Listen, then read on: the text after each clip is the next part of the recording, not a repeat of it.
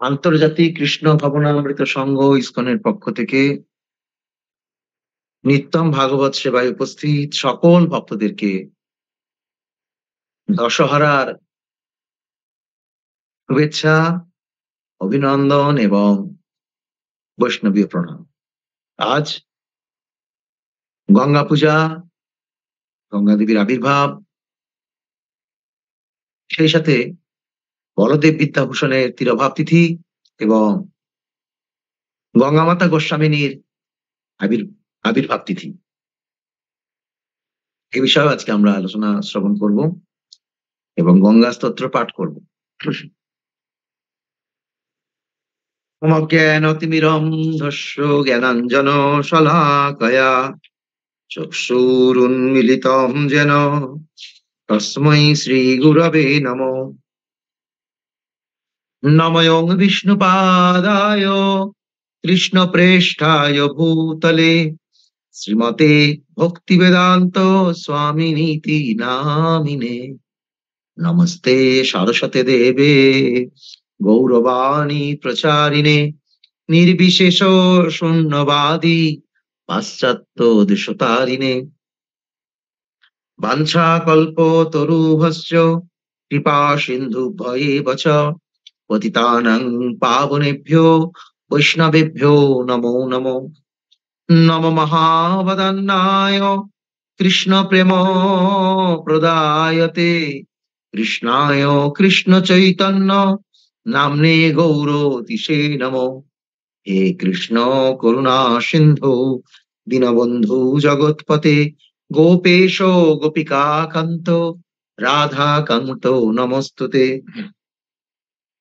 তপ্ত কাঞ্চন গৌরাঙ্গী রাধে বৃন্দাবনেশ্বরী বৃষভানুসুতে দেবী প্রণমামি হরিপ্রিয়ে। জয়তাম সুরতৌ পঙ্গুর মম মন্দ মতের গতি মৎসর্বস্ব পদাম ভোজে রাধা মদন মোহন। নীলাচল নিবাসায় নিত্যায় পরমাত্মনে বলভদ্র সুভদ্রাভ্যাম জগন্নাথায় তে নমঃ। জয় শ্রীকৃষ্ণ চৈতন্য প্রভু নিত্যানন্দ শ্রী অদ্বৈত গদাধর শ্রীবাসাদি গৌর ভক্ত বৃন্দ। হরে কৃষ্ণ কৃষ্ণ কৃষ্ণ হরে হরে, হরে রাম রাম রাম হরে হরে। ওম নমো ভগবতে বাসুদেবায়, ওম নমো ভগবতে বাসুদেবায়, ওম নমো ভগবতে বাসুদেবায়। মুখং করোতি বাচালম পঙ্গু লঙ্ঘয়তে গিরিম যৎকৃপা তমহং বন্দে পরমানন্দ মাধবম। শ্রী গুরুদিনতারিণম শ্রী চৈতন্য ঈশ্বরম নমঃ বিষ্ণুপাদায় কৃষ্ণ প্রেষ্ঠায় ভূতলে শ্রীমতে জয় পতাকা স্বামী নীতি নামিনে। নমো আচার্য পাদায় নিতাই কৃপা প্রদায়িনে গৌর কথা ধামদায় নগর গ্রাম তারিণে। হরে কৃষ্ণ। গুরু মহারাজ একবার প্রবচনে বলছিলেন যে কৃষ্ণ প্রেমকে যদি কোনো মূর্তি দেয়া যায়, রূপ দেয়া যায়, তাহলে তিনি হলেন শ্রীমতী রাধারানী। আর যদি সেই প্রেম দ্রবীভূত হয় তাহলে সেটি হলো গঙ্গা।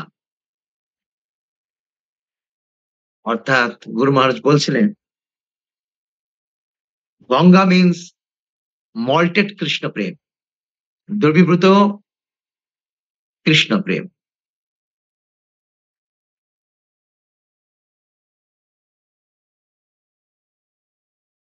এই গঙ্গার তটে যারা বাস করে তারা সবাই বৈকুণ্ঠবাসী, যেমনই হোক। বহু সৌভাগ্যে গঙ্গা তটে বাস হয়, গানের মধ্যে আমরা পাবো। গঙ্গা হচ্ছে ভগবানের চরণ ধৌত জল। আপনারা জানেন যে ভগবানের এক ভক্ত ছিল, তার নাম ছিল বিরজা। গঙ্গা অনেক নাম, বিরজা, দেবকুল্লা, অনেক নাম আছে। হ্যাঁ, এক সময় তিনি ভগবানের দিকে তাকিয়েছিলেন আর রাধারানী দেখতে পেয়ে গিয়েছে যে কৃষ্ণের দিকে কেউ তাকিয়ে আছে অন্য। রাধারানী অসন্তুষ্ট হয়ে এই বিরজাকে অভিশাপ দিল। না, রাধারানী আসলে দুষ্ট না। বিরজা যখন দেখতে পেল যে রাধারানী দেখতে পেয়েছে, সাথে, সাথে ভয়ে কোথায় আশ্রয় নেবে খুঁজে পাচ্ছে না। তখন তিনি ভগবানের নখে, নখে আশ্রয় নিয়েছিলেন। চরণের নখে আশ্রয় নিয়েছিলেন। পরবর্তীতে সেই নখ থেকে গঙ্গার উৎপত্তি হলো। এটা এক কল্পে হয়েছে। আবার কোন কল্পে এই যে বিরজা নদীর জল যখন বামন অবতারে ভগবানের চরণ গিয়ে আ সত্যলোককেও ভেদ করে গেল। তখন চিন্ময় জগতের জল নেমে আসলো। আবার কোন জায়গায় বলা হয়েছে কোন কল্পে যে ভগবানের শ্বেত থেকে মানে ঘাম থেকে এই গঙ্গার উৎপত্তি হয়েছে। কোনটাই ভুল নয়। বিভিন্ন কল্পে ভগবানের থেকে উৎপন্ন হয়েছে। মোট কথা গঙ্গা হচ্ছে বিষ্ণুপাদ প্রসূতাসি, বৈষ্ণবী বিষ্ণু দেবতা। এইভাবে গঙ্গাকে আ আহ্বান করা হয়েছে। বিষ্ণুপাদ প্রসূতাসি, বৈষ্ণবী বিষ্ণু দেবতা। তিনি একদিকে ভগবান থেকে অভিন্ন, যেহেতু বিষ্ণুর থেকেই উৎপত্তি। আবার যেহেতু তিনি ভগবৎ সেবা করেছেন, তাই তিনি বৈষ্ণবী। যেমন গিরিরাজ পর্বত। একই সাথে তিনি হরিদাস ও বর্জ্য। হরিদাসদের মধ্যে সবথেকে শ্রেষ্ঠ। আবার গিরিরাজকে ভগবানের স্বরূপও বলা হয়। কারণ গিরিরাজ চিন্ময় জগতে ভগবানের মন থেকে উৎপন্ন হয়েছে। সেই গঙ্গা দেবীর আজ আবির্ভাব দশহারা। আমরা এখন আদিগুরু শঙ্করাচার্যের রচিত গঙ্গা স্তোত্রম পাঠ করব, অনেক বড়। যেহেতু আমাদের চৈতন্য চরিতামৃত আলোচনা করতে হবে। মাঝে আবার বলদেব বিদ্যাভূষণ আর গঙ্গা মাতা গোস্বামী নিয়েও আলোচনা আছে। রবিবার অসুবিধা নেই, ছুটির দিন। আর এই কদিন এরম করবেন, রাত্রিবেলা রান্না করে পান্তা বানিয়ে রাখবেন। রান্নার চাপ থাকবে না। হরে কৃষ্ণ। এখন আমরা গঙ্গা স্তোত্রম পাঠ করব সবাই। একবার করে পাঠ করব। আমাদের স্ক্রিনে রণজয় প্রভু দিচ্ছেন আ স্তোত্রটি। একসাথে আমরা পাঠ করব। হুম? রণজয় প্রভু স্ক্রিনে দাও।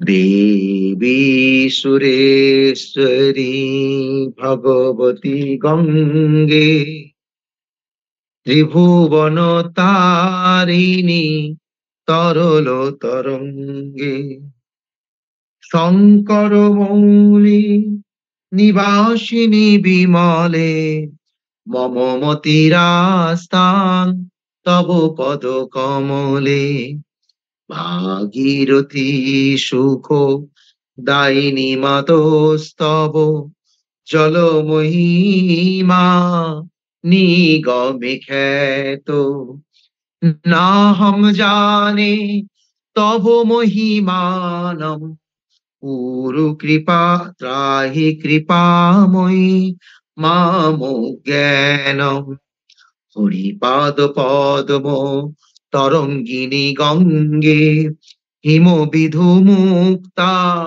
ধবল তরঙ্গে দূরীকুরু মম দুষ্কৃতি ভারম কুরু কৃপয়া ভব সাগর পারম তব জল অমলম যেন নিপীতম পরম পদম খলু তেন গৃহীতম মাতো গঙ্গে তৈজ ভক্ত কিলতম দ্রষ্টুম ন যম শক্ত পতিতোদ্ধারিণী জাহ্নবী গঙ্গে খণ্ডিত গিরিবর মণ্ডিত ভঙ্গে ভীষ্ম জননী খলু মুনিবর কন্যে পতিত নিবারিণী ত্রিভুবন ধন্যে কল্পলতামিব ফলদাম লোকে প্রণমতি যস্তাং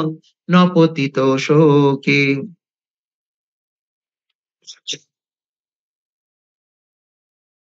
পারাবার বিহারিণী গঙ্গে, বিবুধু বধূ কৃত তরলাপাঙ্গে, তব কৃপয়াচ্ছেদ স্রোত স্নাত, পুনরপি জঠরে সহপি ন জাত। নরক নিবারিণী জাহ্নবী গঙ্গে, কলুষ বিনাশিনী মহিম তুঙ্গে।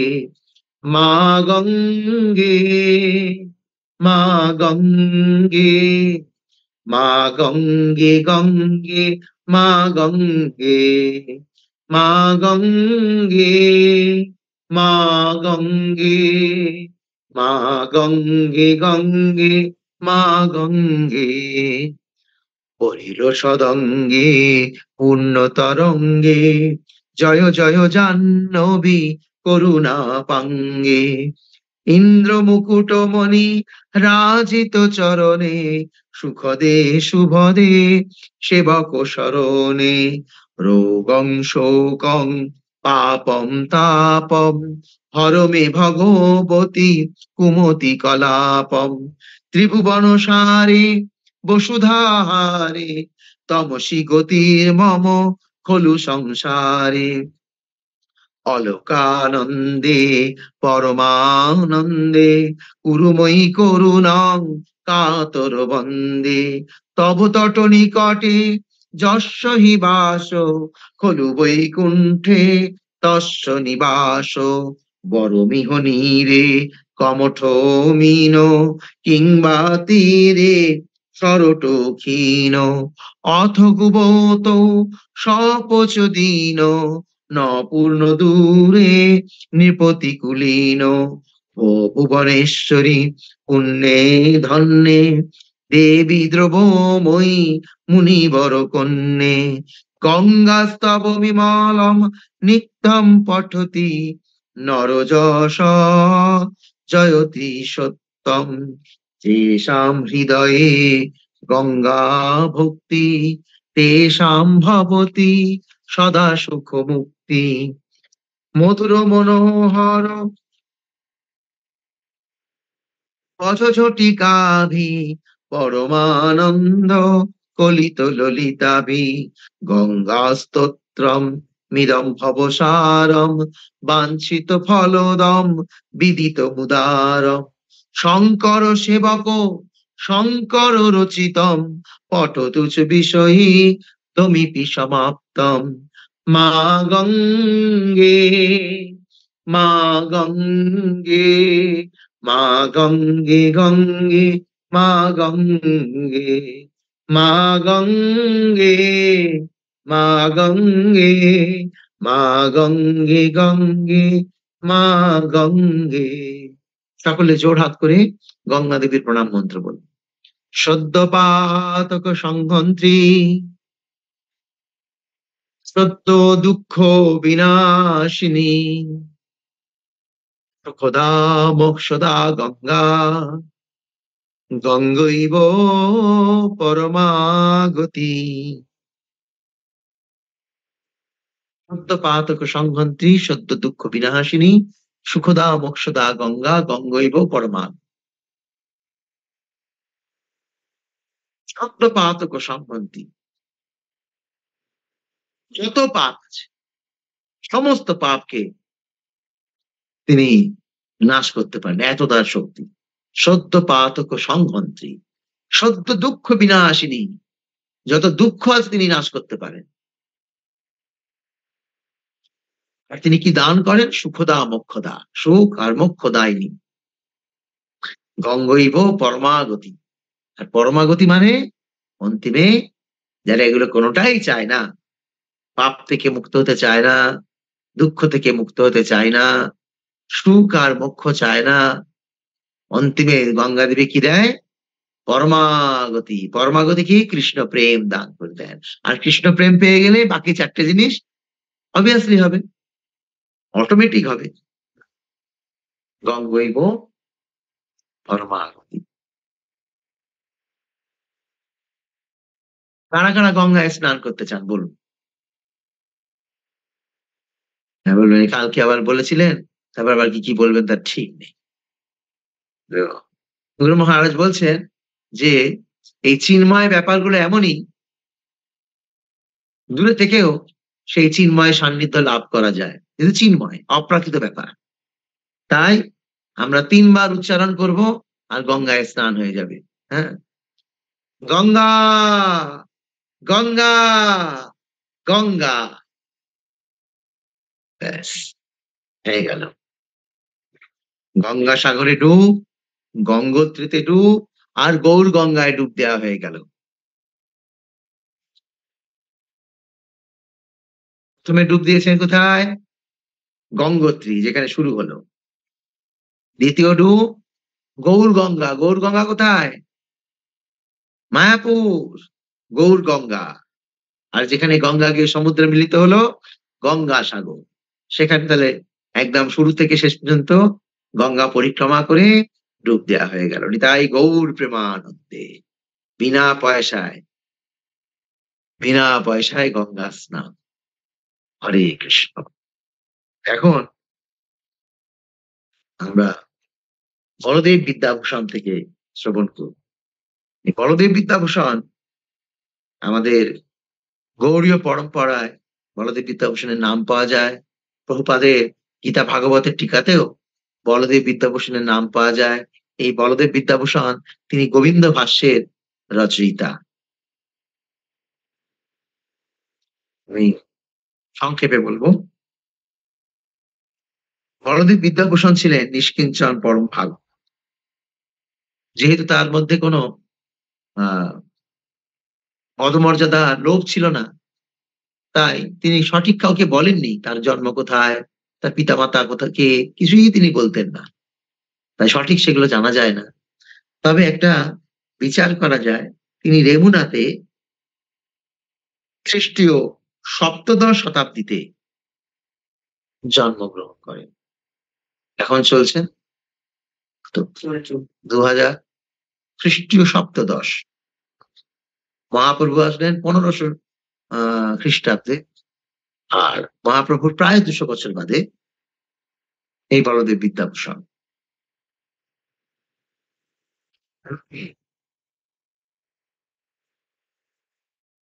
তিনি অল্প বয়সে ব্যাকরণ, কাব্য, অলংকার ইত্যাদি সুদক্ষতা লাভ করে তীর্থ ভ্রমণে বেরোন। তখন কিছুদিন তিনি তত্ত্ববাদী মাধবাচার্যের মঠে অবস্থান করে তত্ত্ববাদ সিদ্ধান্তে পারঙ্গত হন। তারপরে তিনি উৎকলে আসেন। উৎকলে এসে উৎকল মানে পুরীতে আসেন। পুরীতে এসে তিনি প্রচার শুরু করেন। তিনি যা শিখেছেন সিদ্ধান্ত তা প্রচার করেন। এই সময় পুরীতে শ্যামানন্দ প্রভুর শিষ্য রসিকানন্দ দেবের প্রশিষ্য, শ্যামানন্দ প্রভুর শিষ্যের প্রশিষ্য রাধা দামোদর দেবের সাথে তার সাক্ষাৎকার হয়। তখন রাধা দামোদরের রাধা দামোদর দেবের কাছ থেকে তিনি চৈতন্য মহাপ্রভুর গুণকীর্তন শ্রবণ করেন এবং সেই শ্রবণের দ্বারা তিনি অত্যন্ত আসক্ত হয়ে পড়েন। এখানে তিনি বৈষ্ণব সিদ্ধান্ত শ্রবণ করেন। এইভাবে কয়েক দিবস তার কাছ থেকে শ্রবণ করার পর উনি রাধা দামোদর দেবের কাছ থেকে ভিক্ষাপ্রাপ্ত হন এবং সেখান থেকে তিনি জীব গোস্বামী পাদের ষট সন্দর্ভ অধ্যয়ন শুরু করলেন। এখানে জীব গোস্বামী যে ষট সন্দর্ভ লিখেছেন তা অধ্যয়ন শুরু করেন।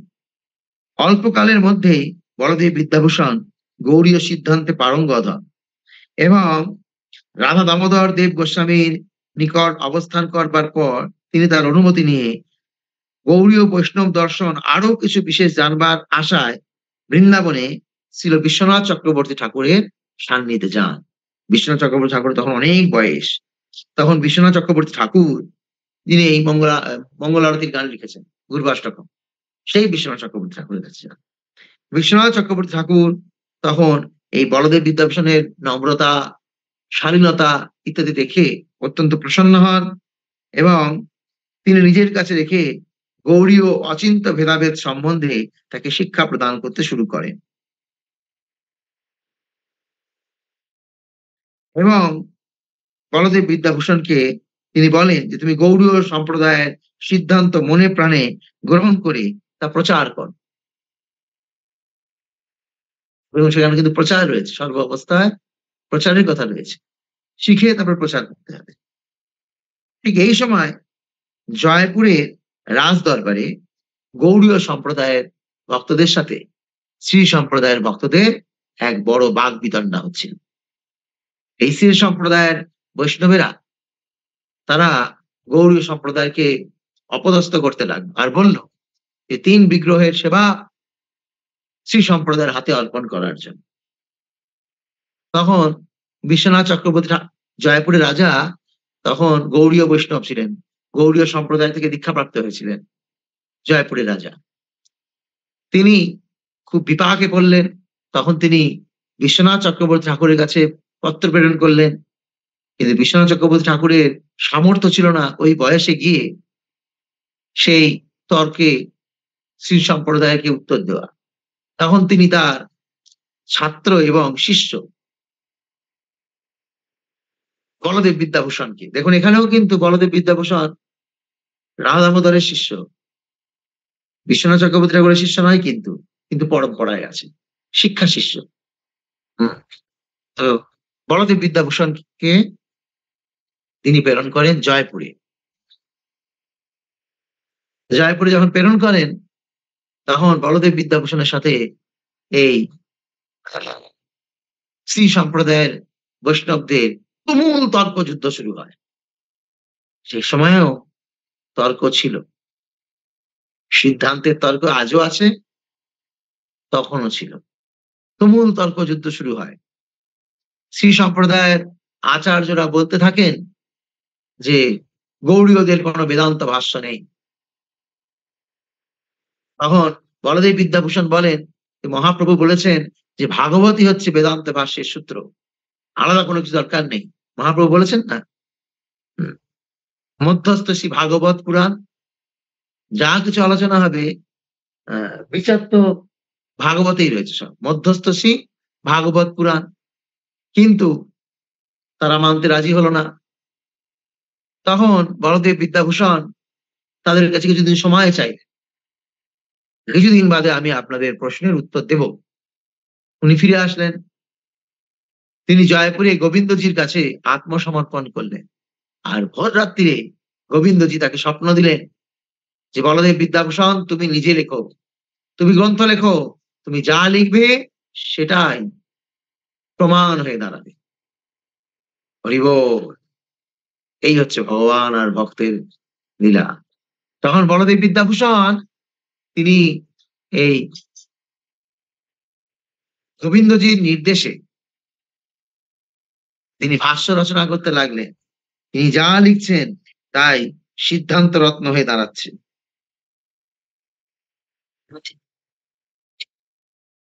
তাই তিনি সিদ্ধান্ত হয়ে যাচ্ছে।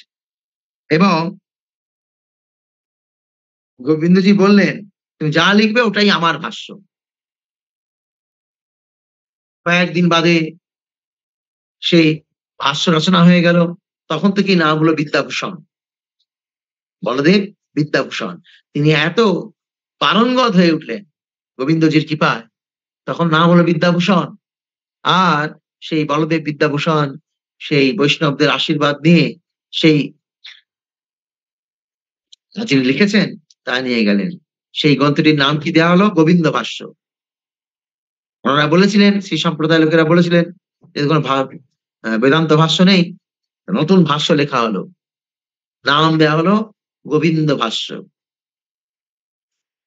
ভাষ্যের শেষ ভাগে বলদেব বিদ্যাভূষণ লিখেছেন বিদ্যারূপম ভূষণম মে প্রদায় খ্যাতি নিন্নে তেনজো মামুদায় শ্রী গোবিন্দ স্বপ্না নির্দিষ্ট ভাস রাধা বন্ধু বন্ধুরাঙ্গ সজিয়া।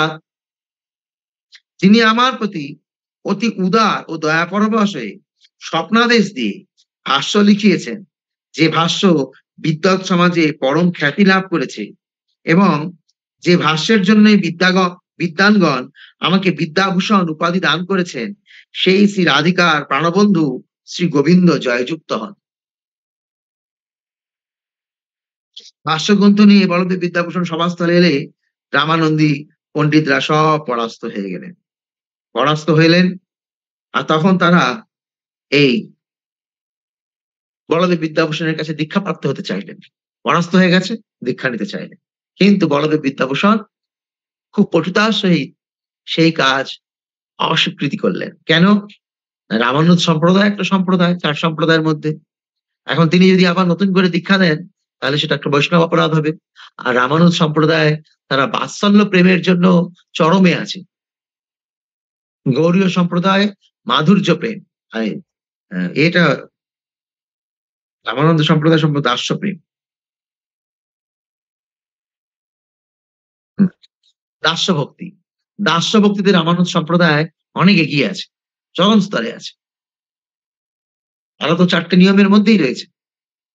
তাদেরকে পুনরায় দীক্ষা দেওয়া সঠিক নয়। এটা আমাদের ভক্তদের জানতে হবে।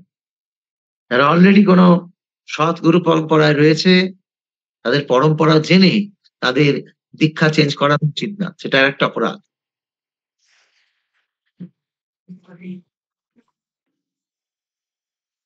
এই ঘটনাটি ঘটেছিল ১৬২৮ শতাব্দে জয়পুরের গলতা নামক স্থানে। এখনো সেই স্থান আছে গলতা। এইভাবে বলদেব বিদ্যাভূষণ তিনি যখন আ রামানুজদের পরাস্ত করলেন, তখন বৃন্দাবনবাসীগণ এবং গৌড়ীয় বৈষ্ণবগণ খুব আনন্দ পেয়েছিলেন।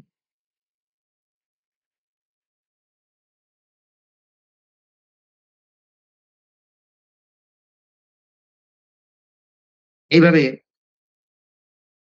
অনেক বড় আছে আরো। বলদেব বিদ্যাভূষণ তিনি আজকের এই তিথিতে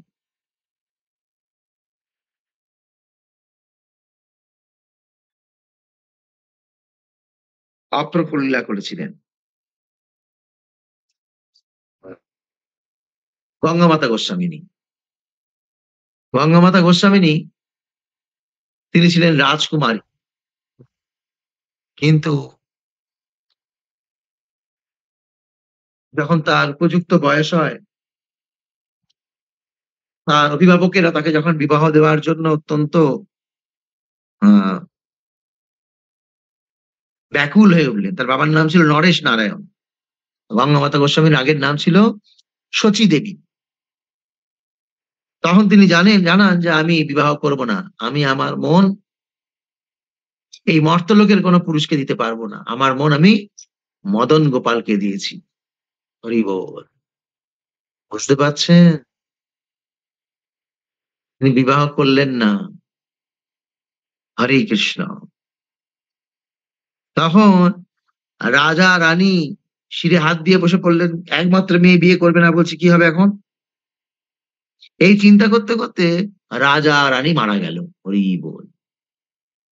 মেয়ের চিন্তা করতে, করতে। তখন মেয়ে রাজকুমারী সেই রাজ্যের দায়িত্বভার গ্রহণ করল। মেয়ে রাজ্য চালায়।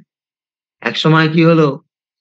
তিনি এই রাজ্যের প্রতি পরিচালনার প্রতি বিরক্ত হয়ে আত্মীয়স্বজনকে সেই সমস্ত দায়িত্ব দিয়ে তিনি বিভিন্ন স্থান ভ্রমণ করতে, করতে বৃন্দাবনে আসলেন। বৃন্দাবনে তিনি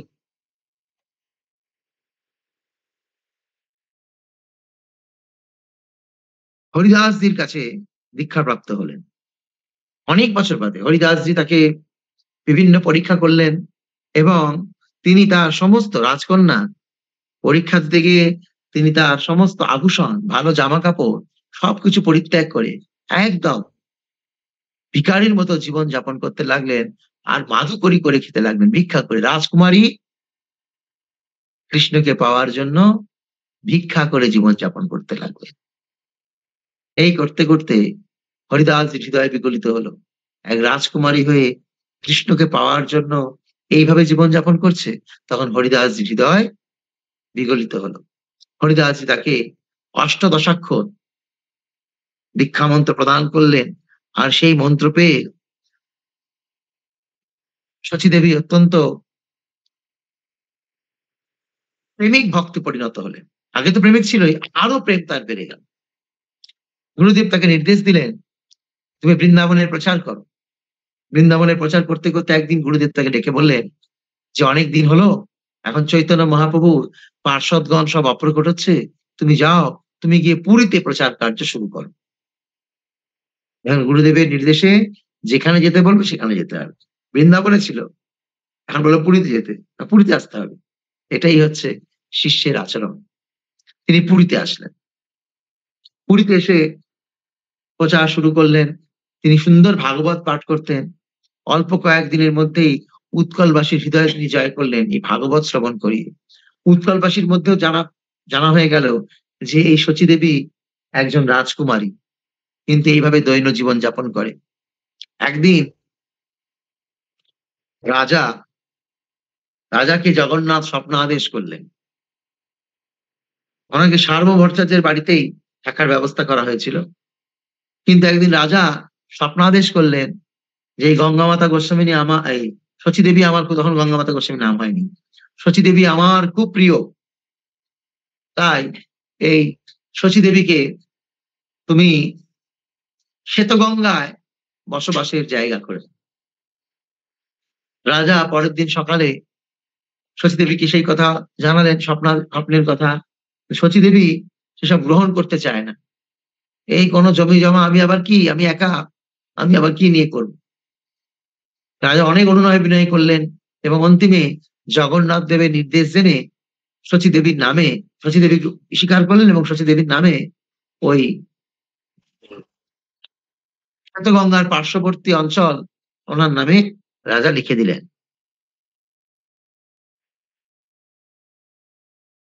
এদিকে কি হলো, একদিন শচীদেবীর ইচ্ছা হলো যে আগামী বারুণী স্নানে সময় তিনি গঙ্গায় স্নান করতে যাবেন। আমার মনে পড়লো যে আমার গুরুদেব তো আমাকে পুরী থেকে প্রচার করতে বলেছে। স্নান করতে যে অনেক দিন লাগবে। তখন তার গাড়ি ছিল না। হাঁটা রাস্তা বা পালকি, গরুর গাড়ি অনেকদিন যাতায়াতে লাগবে। তো উনি মনে মনে আবার চিন্তা করে তা পরিবর্তন করলেন। জগন্নাথ শচীদেবীকে স্বপ্ন দিলেন যে তোমায় কোথাও যেতে হবে না। আগামী বারুণী স্নানে তুমি এই শ্বেতগঙ্গায় স্নান করতে যাবে। গঙ্গা দেবী তোমার সান্নিধ্য লাভ করার জন্য তোমার নিকট আসবে। বারুণী যোগে যখন শ্বেতগঙ্গায় রাত্রিবেলা একা শচীদেবী গেছে স্নান করতে। আপনারা শ্বেতগঙ্গা দেখেছেন, শ্বেতগঙ্গা তো স্থির জল, স্থির জল, কুণ্ড একটা। সেখানে হঠাৎ গঙ্গা স্রোত এসে উদয় হল। আর সেই স্রোতে শচীদেবী একদম স্রোতের ঠেলায় একদম গিয়ে জগন্নাথ মন্দিরের গর্ভ মন্দিরে ঢুকে গিয়েছে ওই স্রোতের ঠেলায়।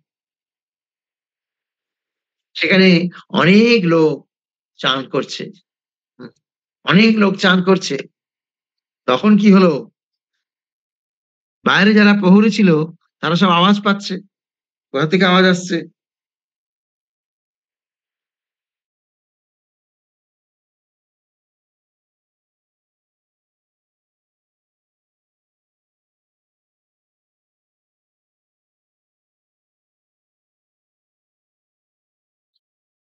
কোথা থেকে আওয়াজ আসছে এই ভেবে আহ দ্বার রক্ষকগণ তাড়াতাড়ি সংবাদ কার্য রক্ষকগণকে জানালো।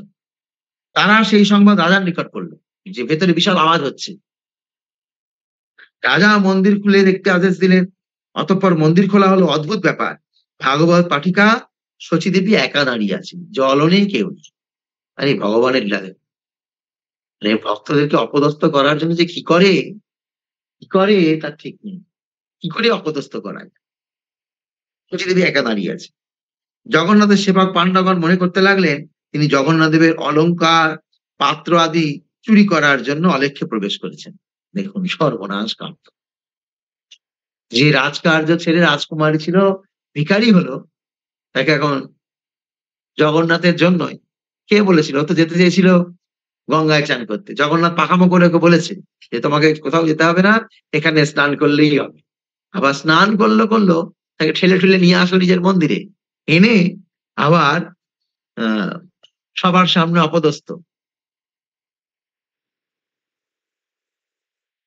অনেকে বলছে না না এটা হতে পারে না, নিশ্চয়ই কোন রহস্য আছে। অনন্ত শচীদেবীকে বিচারাধীন করে বন্দিশালায় রাখা। যে রাজা কয়েকদিন আগে তাকে থাকার ব্যবস্থা করে দিয়েছিল, সেই রাজা মুকুন্দদেব তাকে বন্দিশালায় পুরে দিল। হরি বল।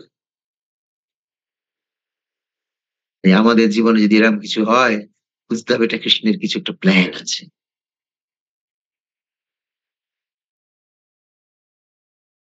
দেবী এতে মুহ্যমান হলেন না। তিনি সানন্দে কৃষ্ণ নাম করতে লাগলেন বন্দিশালায়, জেলের মধ্যে জপ করছে। হরি বল। হরে কৃষ্ণ, কৃষ্ণ কৃষ্ণ হরে হরে, হরে রাম, রাম রাম হরে। রাজা মুকুন্দদেব শেষ রাত্রে স্বপ্ন দেখলেন। শ্রী জগন্নাথ দেব রাগ করে বলছেন, "শচীকে এখনই বন্দিশালা থেকে মুক্ত করে দাও। আমি তার স্নানার্থে নিজ চরণ থেকে গঙ্গা নিঃসৃত করে মন্দিরে আনিয়াছি তাকে। হুম, মঙ্গল যদি চাও, পূজক পান্ডাগণ সহ শচীর চরণে গিয়ে ক্ষমা চাও। আর তার থেকে দীক্ষা নাও।" রাজাকে বলছে, "তুমি তার থেকে গিয়ে দীক্ষা নাও।" এই স্বপ্ন দেখে রাজা খুব ভয় পেয়ে গেলেন এবং প্রাতে শীঘ্র স্নান সেরে, পূজা সেরে পান্ডাগণ সহ শচীদেবীকে বন্দী করে রাখা হয়েছিল সেখানে গেলেন এবং শীঘ্র তাকে মুক্ত করে তার চরণে সাষ্টাঙ্গ দণ্ডবত করলেন। রাজা বহু অনুনয় বিনয় করে শচীদেবীর চরণে ক্ষমা প্রার্থনা করতে লাগলেন এবং জগন্নাথ দেবের আদেশ জানিয়ে তার কাছে মন্ত্র প্রার্থনা করলেন।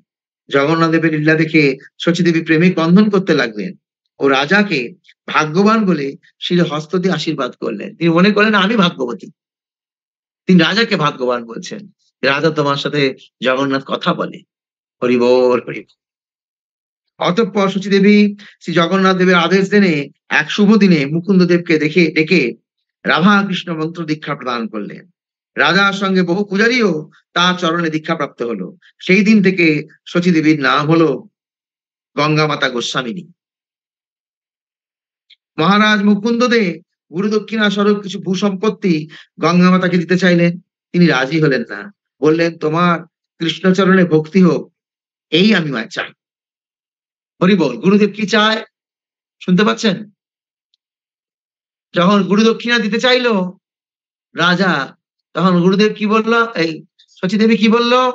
"আমি তোমার কাছে এই ভূসম্পত্তি চাই না। আমি শুধু দেখতে চাই তুমি ভালো ভক্ত হয়েছো। এইটা দেখতে চাই।" ও হরি বল, হরি বল। কত বড় গুরু দক্ষিণা গুরুদেব চাইছেন। গুরুদেবের এই জাগতিক জিনিসের কোনো প্রয়োজন আছে? কোনো প্রয়োজন নেই।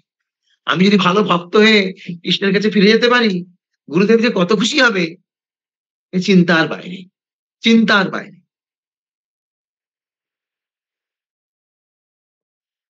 রাজা বারংবার হুম, অন্য কোন দক্ষিণা গ্রহণের অধিকারিণী আমি নহি। রাজা বারংবার গঙ্গা মাতার চরণে প্রার্থনা করলেন, অবশ্যই গঙ্গা মাতা বৈষ্ণব সেবার জন্য ২ ভাণ্ড মহাপ্রসাদ, ১ ভাণ্ড তরকারি, একখানি প্রসাদী বস্ত্র, ২ পণ কড়ি ১৬০ পয়সা, হ্যাঁ, প্রত্যহ মধ্যাহ্নধূপের পর মঠে প্রেরণ করার অনুমতি দিলেন। তুমি প্রতিদিন আমার মঠে পাঠিয়ে দিও, যাতে আমি কোন বৈষ্ণবকে সেবা করতে পারি। নিজের জন্য কিছু না। দেখুন আমাদের গৌড়ীয় বৈষ্ণবদের কালচার দেখুন। নিজের জন্য কিছু না। দিও, আমি এগুলো দিয়ে ভক্ত সেবা করব।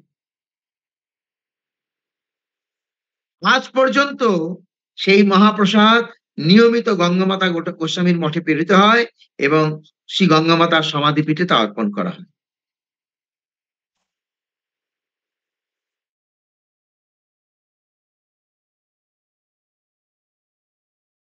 অনেক বড় আর করছি না।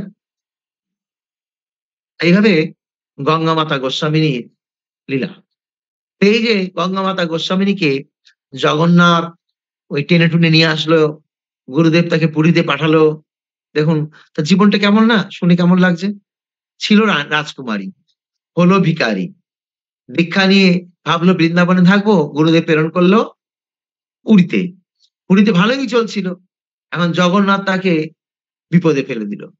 হ্যাঁ? তাকে চোর বদনাম নিতে হলো। জানি না ক্লাসে সেই সমস্ত ভক্তরা আছে কিনা? হুম?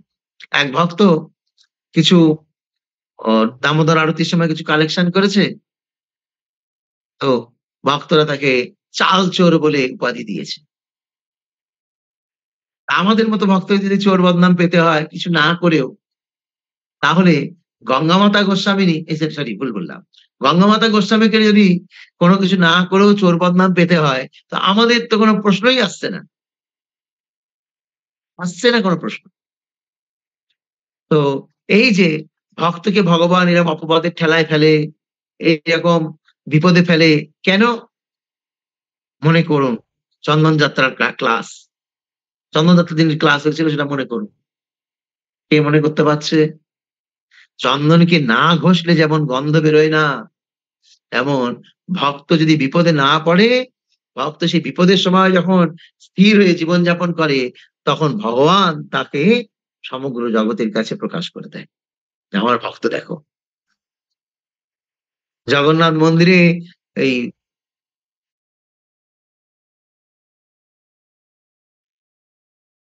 জগন্নাথ ঢুকিয়েছে। রাজাকে খবর দিল কে? ওখানে তো একা সতীদেবী ছিল। চেঁচামেচি তো হওয়ার প্রশ্নই নেই। রাজাকে খবর দিল কে? জগন্নাথ খবর দিয়েছে। শচীদেবীর প্রতি এই যে ভুল ধারণা, এটা জাগালো কে? জগন্নাথ জাগিয়েছে। আবার রাজাকে স্বপ্ন দিয়ে শচীদেবীর কাছে দীক্ষা নেওয়ার কথা কে বলল? জগন্নাথ বলল। তাহলে মাঝি শচীদেবীর কি হলো? দুঃখ হলো? না। একটা খুব ভালো জিনিস বলি। আমি হচ্ছি কৃষ্ণের হাতের খেলনা। আমি কৃষ্ণের হাতের খেলনা, গুরুদেবের হাতের খেলনা। এখন আমি যেহেতু দীক্ষার সময় গুরু আর কৃষ্ণের কাছে নিজেকে সঁপে দিয়েছি, ওনার খেলনা, উনি আমাকে যেমন নিয়ে খেলতে চায় খেলুক। আমার কি করার আছে? উনি আমাকে মোচড় দিয়ে ভাঙতেও পারে, আবার আঠা দিয়ে লাগাতেও পারে। উনার যেমন ইচ্ছা। কখনো খেলনা নিয়ে নিজের খাটে ঘুমাতেও পারে, আবার খেলনাটা কখনো দূরে ছুঁড়ে ফেলেও দিতে পারে। খেলনা। মারবি রাখবি চিত্তদাস প্রতি তুবা অধিকারা। যা ইচ্ছা তুমি আমার সাথে করতে পারো। As you like. তোমার যেটা পছন্দ।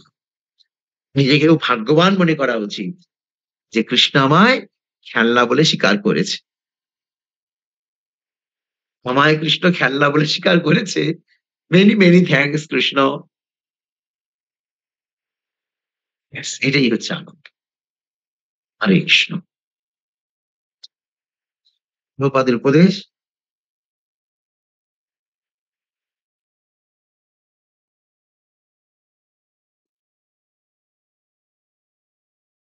তুমি যদি আচ্ছা ১৯৬৯ ১৬ই জুন নববৃন্দাবন।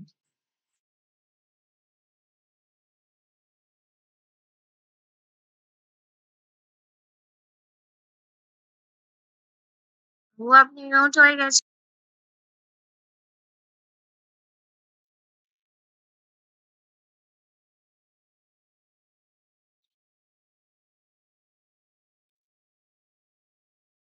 ১৯৬৯ ১৬ই জুন নববৃন্দাবন। তুমি যদি কারো কাছ থেকে তার কোনো কল্যাণ না করে বা কোনো কিছুর বিনিময়ে ছাড়া ১ পয়সাও গ্রহণ করো, তাহলে তুমি ঋণী এবং তোমাকে সুদ ও চক্রবৃদ্ধি সুদসহ পরিশোধ করতে হবে। সেটি কর্মের আইন। বোঝা গেছে? যদি কাউকে আপনি উপকার না করে তার থেকে কোনো কিছু গ্রহণ করেন, আপনাকে তা শোধ করতে আসতে হতে হবে। চক্রবৃদ্ধি সুদসহ আপনাকে ফেরত দিতে হবে। সাবধান। এই জগতে সবথেকে বড় উপকার কি? কাউকে ভক্তি শেখানো। আমি ঋণ থেকে মুক্ত। হরে কৃষ্ণ। আমি সকাল, সকাল ক্লাস দিয়ে দিই।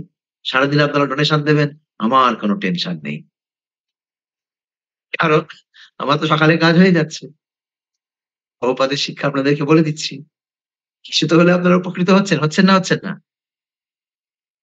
ব্যাস। যখন বলেছে যে যদি উপকার না করে কিছু পাও তাহলে মুশকিল। আমার কোনো ঋণ নেই। আমার টেনশনও নেই। হরে কৃষ্ণ। গতকাল আমরা কি শ্রবণ করেছিলাম চৈতন্য চরিতামৃতে? খুব শর্টে ২ মিনিটের মধ্যে জিস্ট বলুন। অনুকম্পিতা মাতাজি হাত তুলেছেন, বলুন। হরে কৃষ্ণ প্রভু। জিস্ট বলবো, মানে লেসন কি পেয়েছি ওটা বলবো না পুরো ঘটনা বলবো?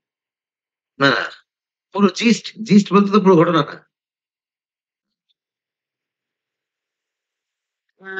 আমরা প্রভু অনেক শিক্ষা পেলাম, যেরকম রাজা জিজ্ঞেস করছেন যে সব ভক্তরা ডাইরেক্টলি মহাপ্রভুর কাছে কেন চলে আসছে আগে জগন্নাথকে দর্শন না করে। তখন সর্বভৌম ভট্টাচার্য বললেন যে আহ, আগে মানে ওখান থেকে আমরা শিক্ষা পেলাম যে গুরুর কাছে আগে যাব, তারপরে গুরু আমাদেরকে জগন্নাথকে দর্শন করানোর জন্য নিয়ে যাবে। তারপরে ঠিক আছে, উনি ব্যাস। সুলক্ষণা মাতাজি হাত তুলেছে, আর একটা পয়েন্ট বলুন। প্রভু তারপরে রাজা দেখলো যে ভবানন্দের ছেলে বাণীনাথ ওই প্রসাদ নিয়ে যাচ্ছে রাজা বৈষ্ণবদের জন্য।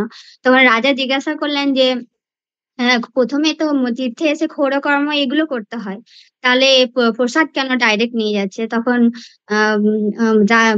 সর্বভৌম ভট্টাচার্য বললেন যে যারা রাগ মার্গে আছে তাদের কোনো বিধি নেই, যারা বিধি মার্গে থাকে তাদের এগুলো অনেক নিয়ম কানুন। তো যখন মহাপ্রভু স্বয়ং বলছেন প্রসাদ পেতে, তাহলে আমরা প্রসাদ পেতে পারি। এখান থেকে আমরা যেন টপকে গিয়ে আবার পৃথিবীর থেকে রাজমার্গে না চলে যাই। সাবধান। হ্যাঁ, সাবধানতা তারপর অবলম্বন করতে হবে। যেখানে পুরীতে মহাপ্রসাদ পাওয়া যায় সেখানে গিয়ে আমরা প্রসাদ পাবো, কিন্তু কোনো জায়গায় যদি মহাপ্রসাদ না থাকে তো সেখানে আমাদের উপবাস দিতে হবে। উপবাস দিতে হবে।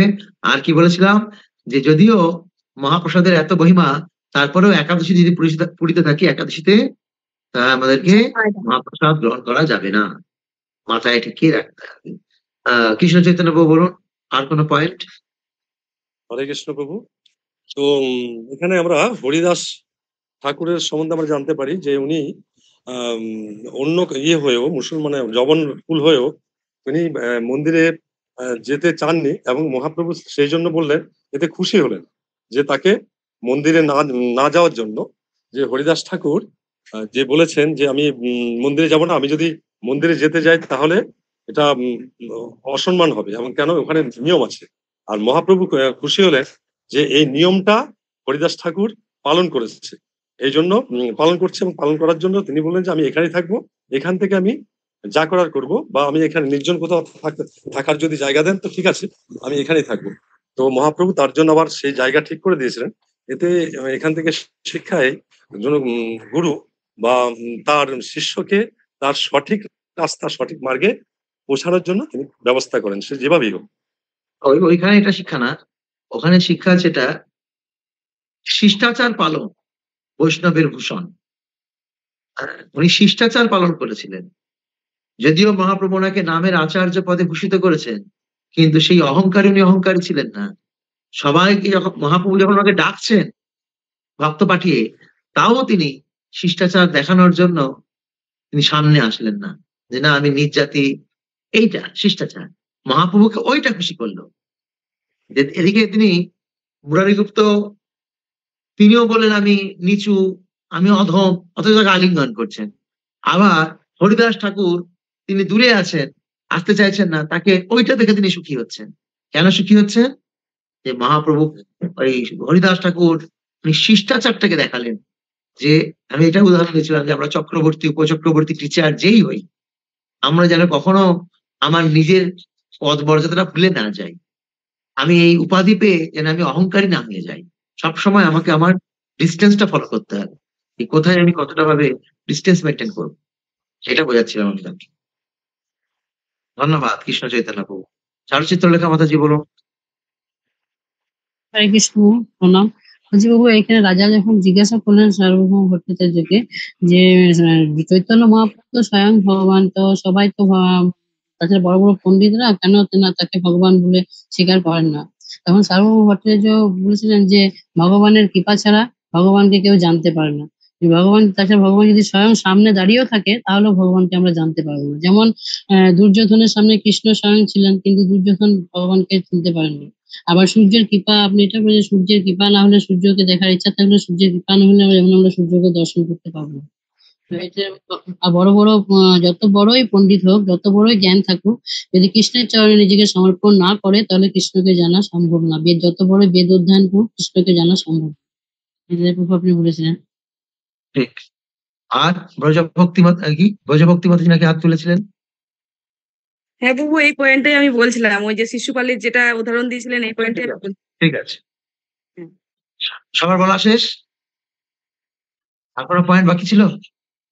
হ্যাঁ প্রভু, একটা ওই বাসুদেব আর মুকুন্দের মধ্যে মুকুন্দ বড়, যিনি ভক্তিতে বড় সেই বড়, এই পয়েন্টটা ছিল। আর আর কোনো পয়েন্ট? দামোদর শঙ্করের ক্ষেত্রেও তাই, ওটা। আর আর আপনি কোনো পয়েন্ট? তোমার প্রভু বলবো? হ্যাঁ প্রভু, আপনি বলেছেন যে ভগবান চৈতন্য মহাপ্রভুর কাছ থেকে আমাদের আরেকটা শিক্ষা, যে চৈতন্য মহাপ্রভু যেমন সব ভক্ত, এত 200 ভক্ত আসার সত্ত্বেও তাদের সবাইকে আলিঙ্গন করেছিলেন আর সবারই জন্য প্রসাদ ব্যবস্থা করেছিলেন। তো আমাদের এটা হচ্ছে যে আমরা সব ভক্তদের সঙ্গে প্রেম ভাব বা ভালোবাসা দিয়ে আর কি ভক্তদেরকে সঙ্গে মেশা উচিত। প্রেম থাকলে পরে তারা ভক্তরা সবকিছুই করতে পারে, স্বীকার করতে পারে, যত কষ্টই হোক স্বীকার করতে পারে যে আমাদের প্রতি প্রেম। আর একটা মালা চন্দন দিয়েছিলেন মহাপ্রভু, আর বৈষ্ণবরা এলে মালা চন্দন দিয়ে তাদের সম্বর্ধনা। লাস্ট অনুকম্পিতা মাতাজি লাস্ট বলবেন, এবার তোমরা আলোচনা আরম্ভ। প্রভু এটাই যে মহাপ্রভু সবার সাথে খুব পার্সোনাল ছিলেন, সবার গুণমহিমা কীর্তন করছিলেন এক একজন ভক্তকে নিয়ে, সবাই এটা দেখে আনন্দ পাচ্ছে। আচ্ছা, মীনালোচনী মাতাজি কোনোদিনও হাত তোলে না, আজকে হাত তুলেছে, দেখি কি বলছে। মীনালোচনী মাতাজি বলুন। প্রিয়া সুদেবী মাতাজি বলুন। শেষের দিকে একটা নির্জনে মানে থাকতে চেয়েছিল, তো তেমনি আমাদের প্রভুপাদের প্রতিষ্ঠানটা দিয়ে বলেছিলেন যে আমাদের যারা নবীন ভক্ত হয় তাদের কখনো উচিত নয় যে নির্জনে থেকে মানে ভজন সাধন করা বা জপ করা, উন্নত স্তরের ভক্তরা করতে পারে। একদম একদম, এটাই লাস্ট পয়েন্ট ছিল। এই নির্জন ভজন আমাদের জন্য নয়। আমরা নির্জন ভজন করতে গেলে নাক ডেকে ঘুমাবো আর এক সময় সহজিয়া হয়ে যাব। খুব সুন্দর। তো কালকে শেষ হয়েছিল, মহাপ্রভু কাশী মিশ্রের কাছে ঘর চেয়েছিলেন থাকার জন্য। তারপর থেকে শুরু। মিশ্র কহে 177 নম্বর। মিশ্র কহে সব তোমার, চাহ কি কারণে, আপন ইচ্ছায় লহ যেই তোমার মনে, আমি দুই হই তোমার দাস আজ্ঞাকারী, যে চাহ সেই আজ্ঞা দেহ কৃপা করি। আমি দুই মানে মিশ্র ছিল আর পান্ডা ছিল একটা পরিছা, তাদের কথা বলছে। মিশ্র বলছে যে মহাপ্রভু তুমি চাইছো কেন, সবই তো তোমার, তুমি আমাকে লজ্জা দিচ্ছ। অনেক সময় কারোর গৃহস্থের বাড়িতে গিয়ে আমরা যখন জিজ্ঞেস করি যে আমাদের জন্য কোন ঘরটা, তো গৃহস্থ ভক্তরা কিরম বলে, প্রভু সবই আপনাদের। বল না, সব আমাদের নয়, হরে কৃষ্ণ বলে কথার কথা, কিন্তু মহারাজ প্রতাপরুদ্র তো এমনই নির্দেশ ছিল যে মহাপ্রভু যা চাইবে তাই দিয়ে দেবে, কোনো বিচার করা যাবে। সব তোমার চাহ কি কারণে, আপন ইচ্ছায় লহ যেই তোমার, তোমার যেটা ভালো লাগে তুমি নিয়ে নাও, গ্রহণ করো। এত কহি দুইজনে বিদায় লইল, গোপীনাথ বাণীনাথ দুহে সঙ্গে নিল। গোপীনাথ আচার্য ভক্তদেরকে নিয়ে যাচ্ছিল বাসা দেওয়ার জন্য, আর বাণীনাথ প্রসাদ নিয়ে যাচ্ছিল, ওনাদেরকেও সাথে নিয়ে নিল। গোপীনাথে দেখাইল সব বাসা ঘর, বাণীনাথ ঠাঁই দিল প্রসাদ বিস্তর।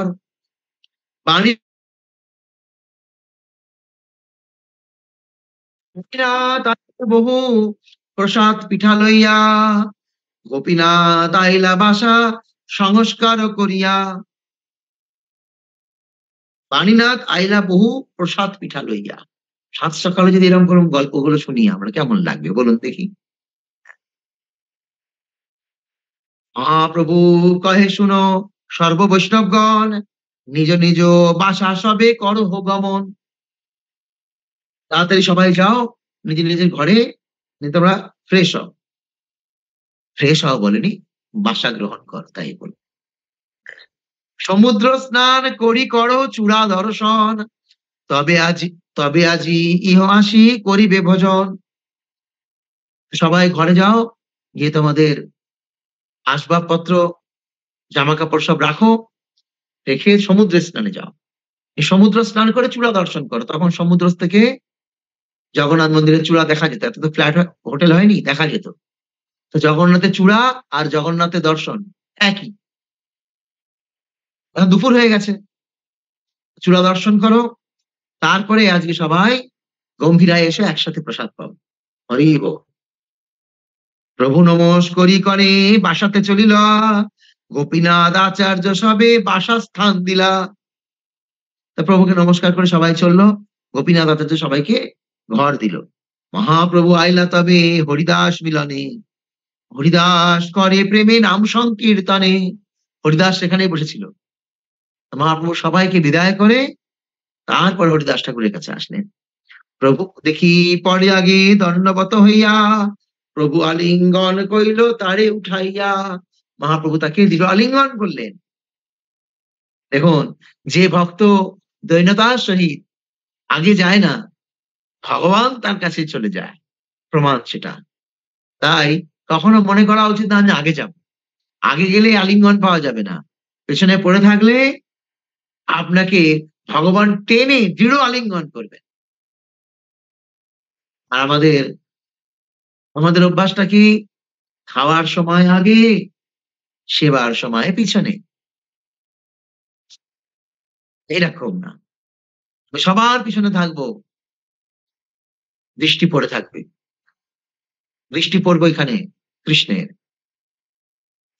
দুইজনে প্রেমাবেশে করেন ক্রন্দনে, প্রভু গুণে ভৃত্য বিকল, প্রভু বৃত্ত গুণে। মহাপ্রভুর কৃপা সহ্য করতে না পেরে হরিদাস ঠাকুর কান্না করছে, আর হরিদাসের দৈন্যতা দেখে মহাপ্রভুও কান্না করছে, একে অপরে কান্না করছে। এই মহাপ্রভুর লীলায় খালি কান্না কান্না কান্না, প্রেমের কান্না। হরিদাস কহে প্রভু নাচুইয় মোরে, মুই নিজ অস্পৃশ্য পরম পামরে। আমাকে ছো না, আমি অস্পৃশ্য। মহাপ্রভু কি বললেন? প্রভু কহে তোমার স্পর্শী পবিত্র হইতে, তোমার পবিত্র ধর্ম নাহিক আমাতে। ভগবান বলছে তোমার মতো আমিও পবিত্র নই, তুমি যত পবিত্র। মহান গুণ দেখো। এক ভক্ত আর এক ভক্ত সবসময় মহান গুণ দেখবে, দোষ না। তুমি এত পবিত্র, তোমার মতো আমার গুণ নেই। ক্ষণে ক্ষণে, যেহেতু হরিদাস ঠাকুর 3 লক্ষ জপ করেন, তাই মহাপ্রভু নিজে মুখে বলছেন যিনি জপে খুব পারঙ্গত, তার স্টেজটা কোথায়? ক্ষণে ক্ষণে করো তুমি সর্বতীর্থে স্নান, ক্ষণে ক্ষণে করো তুমি যজ্ঞ তপদান, নিরন্তর করচারী বেদ অধ্যয়ন, দ্বিজন্যাসী হইতে তুমি পরম পাবন। ব্রাহ্মণ এবং সন্ন্যাসীর থেকেও তুমি অতি পাবন, অর্থাৎ পতিতকে উদ্ধার করার শক্তি রাখো। তাহলে আপনারা যারা জব করছেন, আলাদা করে গঙ্গা স্নানে যাওয়ার দরকার নেই। এক এক মালায় কোটি কোটি তীর্থে স্নান হয়ে যাচ্ছে, এক এক জপে কোটি কোটি গ্রন্থ অধ্যয়ন হয়ে যাচ্ছে। তাহলে ভক্তি শাস্তি করবো না করবো না? অবশ্যই করব, গঙ্গায় অবশ্যই স্নান করব, উপেক্ষা করবো না, কিন্তু হরিনামটাই মূল। তো প্রমাণ দেওয়া হলো ভাগবতের 3য় স্কন্ধের শ্লোক দিয়ে। অহোবত সপচহত গরিয়ান যজ্জিবাগ্রে বর্ততে নাম তুভ্যম, তে পুস্তপস্তে জুহুভূষণ্য রাজা ব্রহ্মাণ্ড চূর্ণম গৃণন্তি যেতে। শ্রী চৈতন্য মহাপ্রভু তখন এই শ্লোকটি বললেন, হে ভগবান, যাদের জিহ্বায় আপনার নাম বিরাজ করে, তারা যদি অত্যন্ত নিষ্কুলেও জন্মগ্রহণ করেন, তাহলেও তারা শ্রেষ্ঠ। হোক না তারা বাগদি বাদ্যকর হরিদাস, কোনো যায় আসে না, বাউরি, কোনো যায় আসে না, তাহলেও তারা শ্রেষ্ঠ। তারা যারা আপনার নাম কীর্তন করেন, তারা সব রকমের তপস্যা করেছেন, সমস্ত যজ্ঞ করেছেন, সর্বতীর্থে স্নান করেছেন এবং সমস্ত বেদ পাঠ করেছেন। সুতরাং তারা আর্য মধ্যে পরিগণিত। হরি বল। ভাগবতের কথা। নির্জাতীয় নির্জাতি নয়, সমাজ যাকে নির্জাতি বলে, তারাও যদি হরিকে আশ্রয় করে, হরি নামকে আশ্রয় করে, তারাও মহাভাগবতে পরিণত হয়। শুচি হয়ে মুচি হয় যদি কৃষ্ণ ত্যাজে, মুচি হয়ে শুচি হয় যদি কৃষ্ণ ভজে। এত ভক্তবরী তারে লইয়া গেল পুষ্পোদ্যানে, অতি নিভৃতে তারে দিলা বাসাস্থানে, যেটা এখন বর্তমান সিদ্ধবকু, সেখানে নিয়ে গেলেন। এই স্থানে রহি করো নাম সংকীর্তন, প্রতিদিন আসি আমি করিব মিলন। হরি বল। সে যাবে না বলেছে, হরিদাস ঠাকুর বলেছে আমি যাব না। তা ভগবান কি বলছেন, তুমি যেও না, আমি আসবো। পুরীতে দুই জগন্নাথ, সচল জগন্নাথ আর অচল জগন্নাথ। অচল জগন্নাথ বেদিতে বসে আছে, আর সচল জগন্নাথ হেঁটে হেঁটে ভক্তদের সাথে দেখা করছে। সেই সচল জগন্নাথ এমন কোন ভক্তের প্রতি এত আসক্ত যে প্রতিজ্ঞা করল,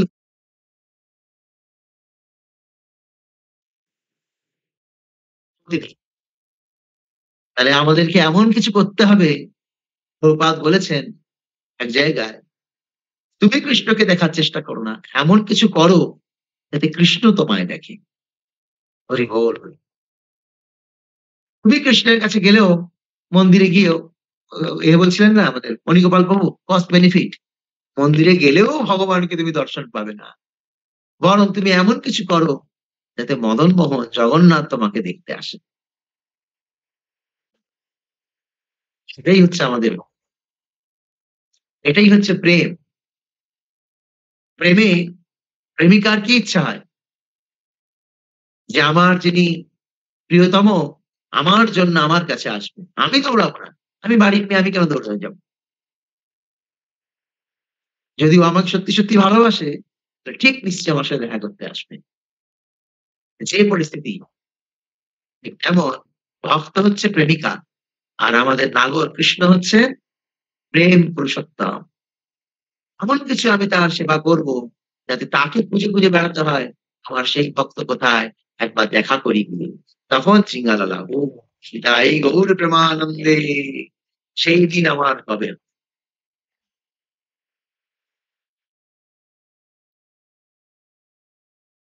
মন্দিরের চক্র দেখি করিও প্রণাম, এই ঠাই তোমার আসিবে প্রসাদন্ন। তোমার জন্য প্রসাদ আমি পাঠিয়ে দেব। এত বড় কৃপা। এখানে আমাদের একটা শিক্ষা, খুব গুরুত্বপূর্ণ শিক্ষা, ভালো করে বুঝুন এটা।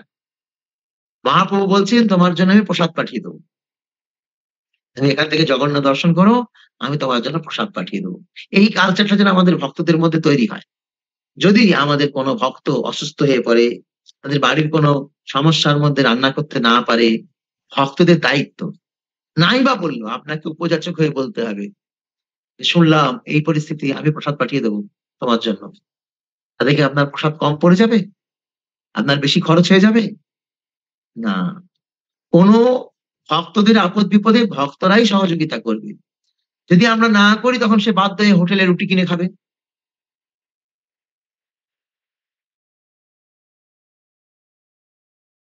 সব ভক্তকে বলে দিচ্ছি, যারা মন্দিরের কাছাকাছি আছেন, কোনো আপদ বিপদে আমাকে ফোন করতে পারেন যে প্রভু সমস্যায় পড়েছি, যদি একটু প্রসাদ পাঠানো যেত।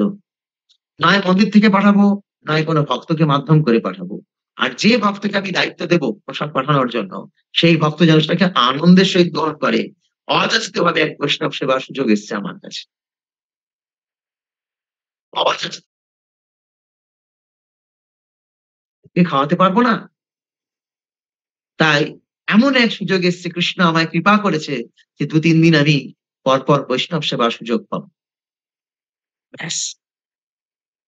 এবং আমার একটা টার্গেট আছে, ভবিষ্যতে আমি আমার টিম বানাতে চাই মন্দিরের বিভিন্ন এলাকা, আসানসোল, চিত্তরঞ্জন, রানীগঞ্জ, বর্ধমান, বাঁকুড়া, দুর্গাপুর, সব জায়গায় আমার টিম থাকবে। যদি কেউ অসুস্থ হয়, কোনো কারণে সে প্রসাদ পাচ্ছে না, অসুবিধা হচ্ছে, তাকে যেন প্রসাদ পৌঁছে দেওয়া হয়। আলু সিদ্ধ ভাত হলেও হবে, যেন প্রসাদ পৌঁছে দেওয়া হয়। এই ফিলিংসটা আমার এসছে করোনার সময়। অনেক দীক্ষিত ভক্তের বাড়িতে যখন প্রসাদ পৌঁছেছে, তারা অনেক আশীর্বাদ করেছে আমাকে, যে প্রভু না হলে না খেয়ে মরতাম, আর লজ্জায় তো বলতে পারছিলাম না যে কত ভক্তকে আপনি দেবেন, কিন্তু আমি তো প্ল্যানই করেছিলাম। যে চাইবে প্রসাদ তাকেই প্রসাদ পাঠাবো। কমে যায়নি তো আমার, কমে গেছে কি? মদন মোহন ভান্ডার কমে গেছে? বরং শ্রীমতী রাধারানী অতি প্রসন্ন হয়েছে, অতি প্রসন্ন হয়েছে যে যারা আমার প্রভুর সেবায় যুক্ত হয়েছে তাদের কাছে আমার প্রভুর প্রসাদ পৌঁছে দেওয়া হয়েছে। যে এই সেবা করবে অন্যের বিপদে, এই যে ধরুন আপনার রথযাত্রার দান দক্ষিণা করছেন, এই এক রকমের কৃপা পাওয়া। আর ভক্তের যখন বিপদে গিয়ে কেউ ভক্তকে সহযোগিতা করবে, এর থেকে বড় কৃপা আর হয় না। ভগবান বিশেষ কৃপা করবে। বুঝতে পারছেন? ধরুন রথযাত্রা, জন্মাষ্টমী প্রতি বছরের অনুষ্ঠান, এগুলো থাকবেই, এগুলো কোনো ব্যাপার না, এগুলো থাকবেই। এগুলোই দান দক্ষিণা করা, গিয়ে ওখানে সেবা করা, অনুষ্ঠানের সেবা করা লোকের অভাব হয় না। কিন্তু যে সত্যি সত্যি যখন কারো বিপদ হয়, আর সেই সময় কাউকে সেবা করতে বললে অনেক ভক্ত অসন্তুষ্ট হয়। আমার ঘর নিয়ে সামলাতে পারছি না, আমার আর একজন। কিন্তু সেই সময় সেবাটাই হচ্ছে প্রকৃত সেবা। সবাই যারা অনলাইনে ক্লাসে আছেন, সবাই প্রতিজ্ঞা করুন আজকে যে চৈতন্য চরিতামৃতের এই শিক্ষা থেকে আমি এই শিক্ষা নেব। যদি কারোর বিপদ হয়, আমি তাকে প্রসাদ পৌঁছাবো। ২ বার ৩ বার যতবার লাগবে প্রসাদ পৌঁছাবো। সে ঔষধ কিনতে পারছে না, নিজের টাকা দিয়ে ঔষধ কিনে দেবো, নিশ্চিত সে গেলে তার টাকাটা দিয়ে দেবে। এমন কেউ নেই যে টাকাটা আপনাকে দেবে না, দিয়ে দেবে। কিন্তু সে বাড়িতে কেউ নেই ঔষধ কেনার মতো, পৌঁছে দিন তাকে। ভগবানের বিশেষ কৃপা লাভ হবে, গুরু মহারাজের বিশেষ কৃপা লাভ হবে। আর আরেকটা করজোড়ে অনুরোধ, আপনার পাশাপাশি যে ভক্ত রয়েছে মনোমালিন্য করেন না, তার সাথে ফিরিয়ে নিয়ে আসার চেষ্টা করুন। আপনারা দেখছেন রঘুনাথগঞ্জে কি হয়েছে, আপনারা দেখলেন ওই মালদায়, আমি দেখলাম কালকে পোস্টার দিয়েছে মালদায়, জোর করে মুসলিম বানানো হচ্ছে। তা আমাদের ধীরে ধীরে আমরা অনেক সংখ্যালঘু হয়ে যাচ্ছি। আমাদের এই নিজেদের মধ্যে যদি একতা না থাকে ভক্ত সমাজের মধ্যে, বাইরের লোক এসে আমাদেরকে তুলে নিয়ে চলে যায়। সব সময় আমাদেরকে একাত্ম হয়ে থাকতে হবে, এক হয়ে থাকতে হবে।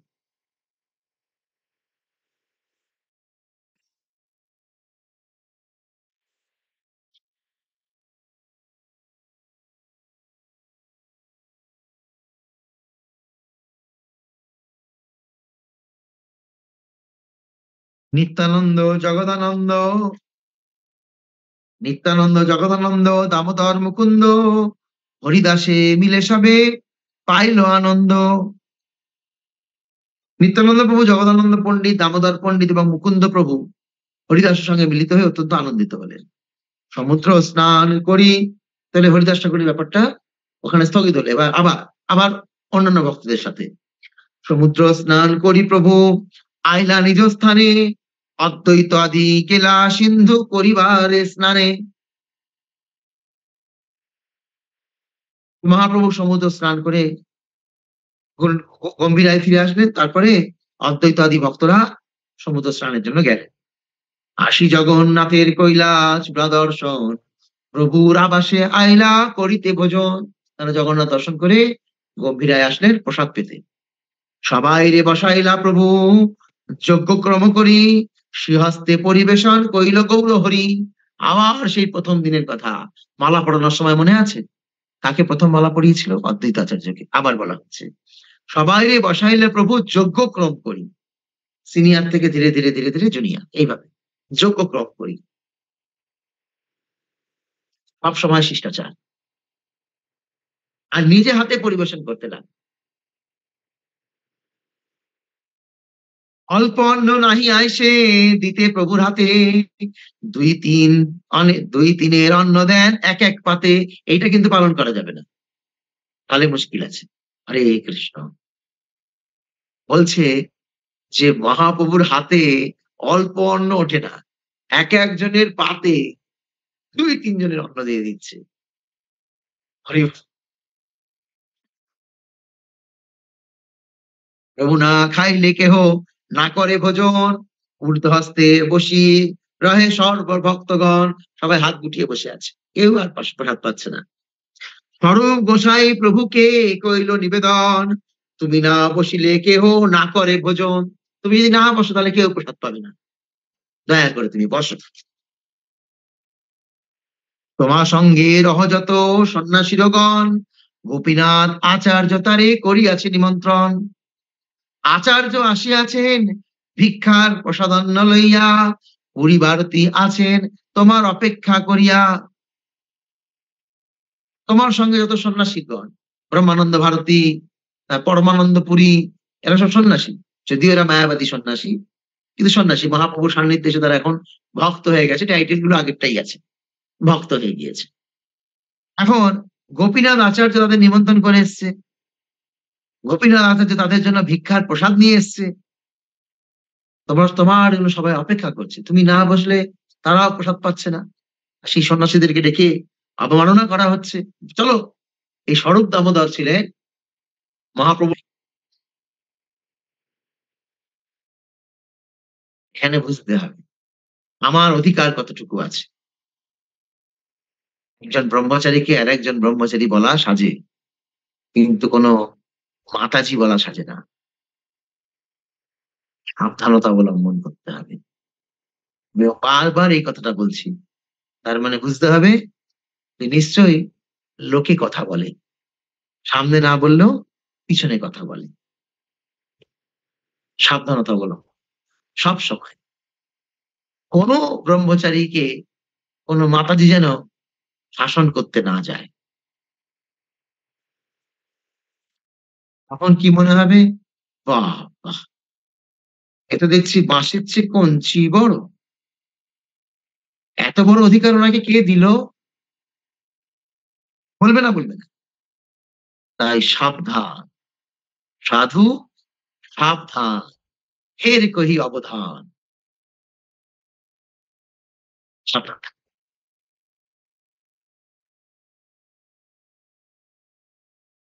নিত্যানন্দ লইয়া ভিক্ষা করিতে বৈশ তুমি, বৈষ্ণবের পরিবেশন করিতেছি আমি। তো মহাপ্রভুর পরেই যা স্থান, সেটা কে? মহাপ্রভুর পরেই যা স্থান, কে? নিত্যানন্দ প্রভু। না না, স্বরূপ দামোদর। কি বলা হয়েছিল এই সময়? স্বরূপ দামোদর হচ্ছে মহাপ্রভুর দ্বিতীয় দেহ। বলা হয়েছিল না প্রথমে যখন পরিচয় করাচ্ছিল? তো মহাপ্রভু যে কাজটা করতে পারছে না, সেই কাজটা তারপরে যিনি আছেন তিনি করবেন, স্বরূপ দামোদর। এটাই নীতি।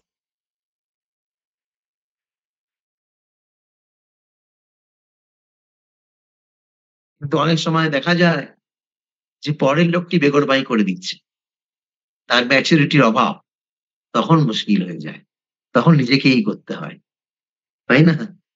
স্বরূপ দামোদর সেরকম ছিলেন না। উনি সত্যি সত্যি মহাপ্রভুর মন বুঝতেন। আসলে এটা জিনিসটা বুঝতে হবে আপনাকে, আপনাদেরকে। আমি যখন সেবা করব, যার সেবা করছি বা যার হয়ে সেবা করছি, তার মন বুঝে সেবা করতে হবে। তখন সেবাটা সেবা। কথাটা ক্লিয়ার হয়েছে? আমি যার সেবা করছি বা যার হয়ে করছি, তার মন বুঝে সেবা করতে হবে। বুঝতে পারছেন? আমার ঘরে যদি কোনো অতিথি আসে, তাহলে আমার তাকে সেবা করা উচিত।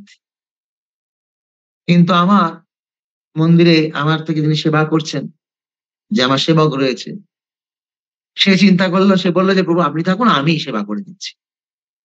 এখন সে সেবা করতে গিয়ে এমন কিছু সেবা করলো, বিছানাপত্র ভালো দিল না, হ্যাঁ, অপরিষ্কার বিছানাপত্র দিল, কোন রকমে খাবার এনে দিল, তাহলে বদনামটা কার হলো? আমার হলো না? এক সময় কি হয়েছে, বর্ধমানে একটা ভক্তের মাথা খারাপ হয়ে গেছে, সেই ভক্তটাকে হসপিটালে নিয়ে যাওয়া হয়েছে বর্ধমানে। বর্ধমানে এরকম একটা মেন্টাল হসপিটাল আছে। মায়াপুর থেকে আমাকে বললো যে আমরা সবাই যাচ্ছি, তুমি তোমার পুরো ক্লাস বর্ধমানে থাকলে তাকে বলে দাও একটু প্রসাদের ব্যবস্থা করতে। আমি বলে দিলাম মাতাজিকে যে প্রসাদের ব্যবস্থা করবেন। মাতাজি মনে করেছে যে আমিও গেছি মনে হয় ওই গ্রুপে, কিন্তু আমাকে দেখতে পায়নি। মাতাজি কি করেছে, একটা আসন আমার জন্য পেতেছে, বাকি ভক্তদের জন্য আসন পেতেছে। সেখানে ছিল লক্ষ্মী গোবিন্দ বাবু ছিলেন, প্রভুপাদের এক শিষ্য ছিলেন গোলালয় প্রভু, অনেক ভক্ত সেখানে ছিলেন। এখন সেই গোলালয় প্রভু, প্রভুপাদের শিষ্য, আমার জন্য যে আসনটা পেতেছে সেই আসনে তিনি বসে পড়েছে। আর মাতাজি তো তাকে চেনে না প্রভুপাদের শিষ্য বলে, মাতাজি তাকে উঠিয়ে দিয়েছে, এটা প্রভুর আসন, এইটা বলে উঠিয়ে দিয়েছে। সেই কারণে সেই গোলালয় প্রভু এসে আমাকে অনেক অপমান করেছিল। তুমি তোমার স্টুডেন্টদেরকে এটা শেখাও? তুমি গুরু হতে চাও? আসলে আমি তো শেখাইনি এটা। এটা ওনার ভাবধারা।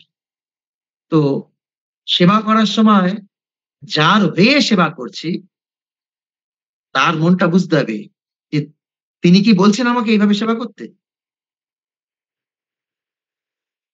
অনেক সময় এটা ভালো করে বুঝুন। গেস্ট এসছে, আমার বিছানাও তাকে দিয়ে দেওয়া উচিত, আমার বালিশটাও তাকে দিয়ে দেওয়া উচিত। কারণ আগে অতিথি সেবা, আমি মাটিতে শুলে অসুবিধা নেই। কিন্তু যদি এমন হয় আমার সেবক এটা প্রভুর, এটা প্রভু, এটাতে হাত দেবেন না, এটাতে হাত দেবেন না, এরকম করলো আর তাকে একটা গন্ধ চাদর পেতে দিল, তাহলে আমিও সন্তুষ্ট হব না, উনিও সন্তুষ্ট হবে না।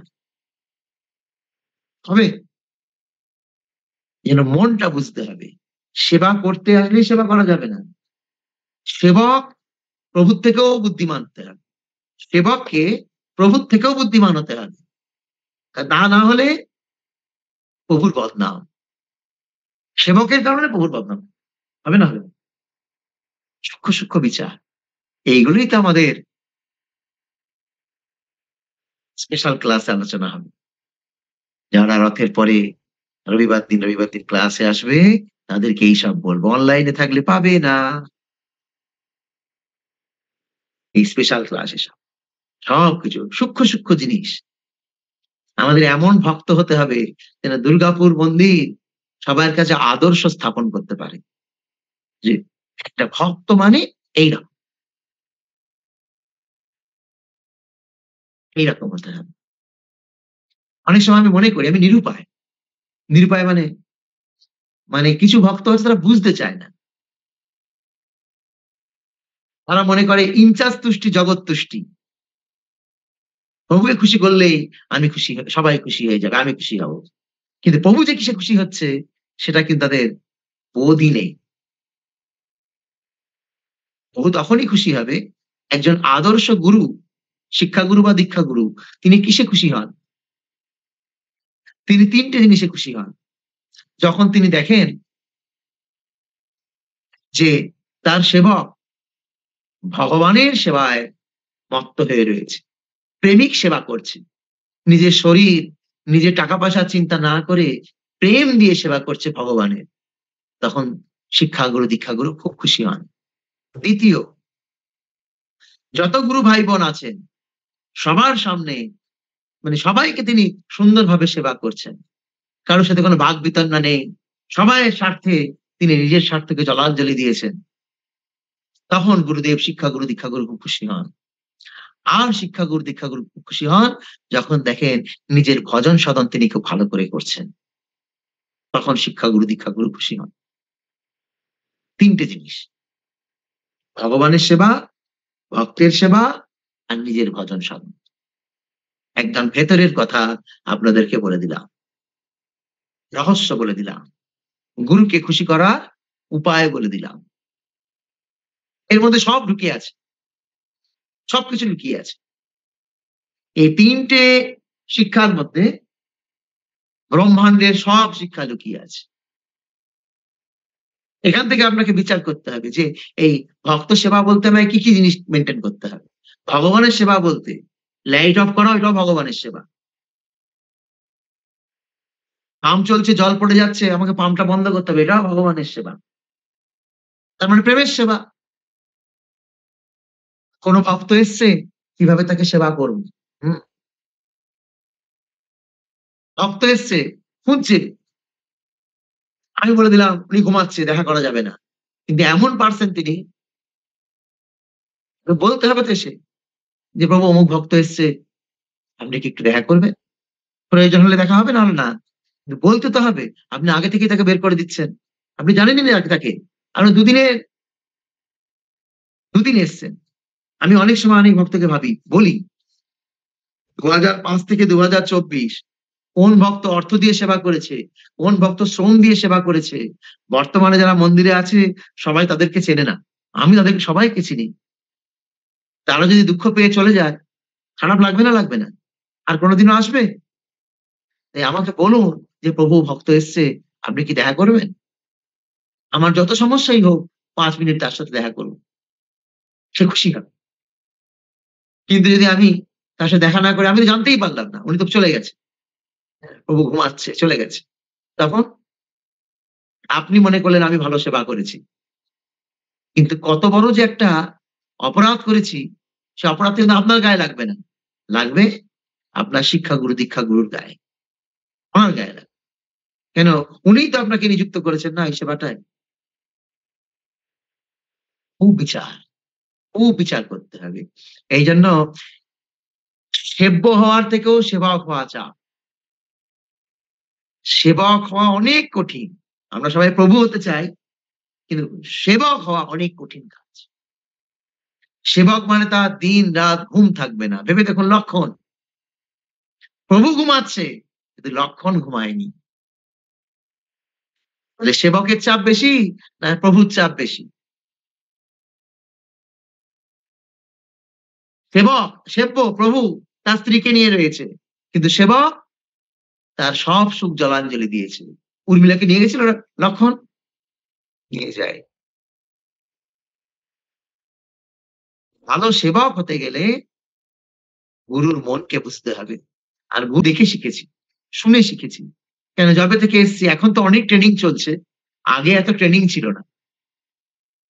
ভক্তি বিজয় ভাগবত মহারাজ, পুরুষোত্তম মহারাজ, গুরু মহারাজ, অন্যান্য সিনিয়র ভক্ত থেকে যা যা শিখেছি, দেখেছি ওনারা কিভাবে জীবনযাপন করছেন, সেইভাবে শিখেছি। হ্যাঁ, চলছি, জানি না অনেক ভুল। ওনারা আবার যখন বলে এটা ভুল ওটা ভুল, আমি নিজেকে রেকটিফাই করার চেষ্টা করি। আপনারাও শিখুন। দিন চলে যাচ্ছে নদীর স্রোতের মতো, কিন্তু আমি এক জায়গায় দাঁড়িয়ে আছি, আমি ঠিকই করছি, এটাই ঠিক করছি, তর্ক করছি, আবার ঠিক করছি। তর্ক করলে তো শেখাই যাবে না।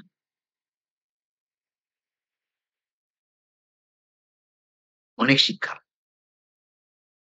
তবে প্রভু প্রসাদন্ন গোবিন্দ হাতে দিলা, যত্ন করি হরিদাস ঠাকুরে পাঠাইলা। মহাপ্রভু কিন্তু এখনো খাচ্ছেন না। মহাপ্রভু গোবিন্দের জন্য প্রসাদ পাঠালেন আগে, তারপরে নিজের প্রসাদ পাচ্ছেন। সরি, হরিদাসের জন্য প্রসাদ পাঠালেন গোবিন্দের হাতে, সেবকের হাতে। আপনে বসিলা প্রভু, আসনে বসিলা সব, সন্ন্যাসীরে লইয়া পরিবেশন করেন আচার্য হরষিত হইয়া।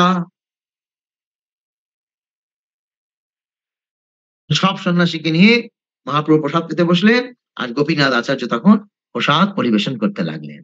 স্বরূপ গোসাই, দামোদর জগদানন্দ, বৈষ্ণবের পরিবেশে তিনজনে আনন্দ। আর বাকি ভক্তদেরকে স্বরূপ গোসাই, দামোদর পণ্ডিত আর জগদানন্দ পণ্ডিত এনারা পরিবেশন করতে লাগলেন। নানা পিঠা পানা খায় আকণ্ঠ পুরিয়া, মধ্যে মধ্যে হরি কহে আনন্দিত হইয়া। হরি বল, হরি বল। যেহেতু আপনারা প্রসাদ পেলেন না, আপনারা হরিবলি করছেন না।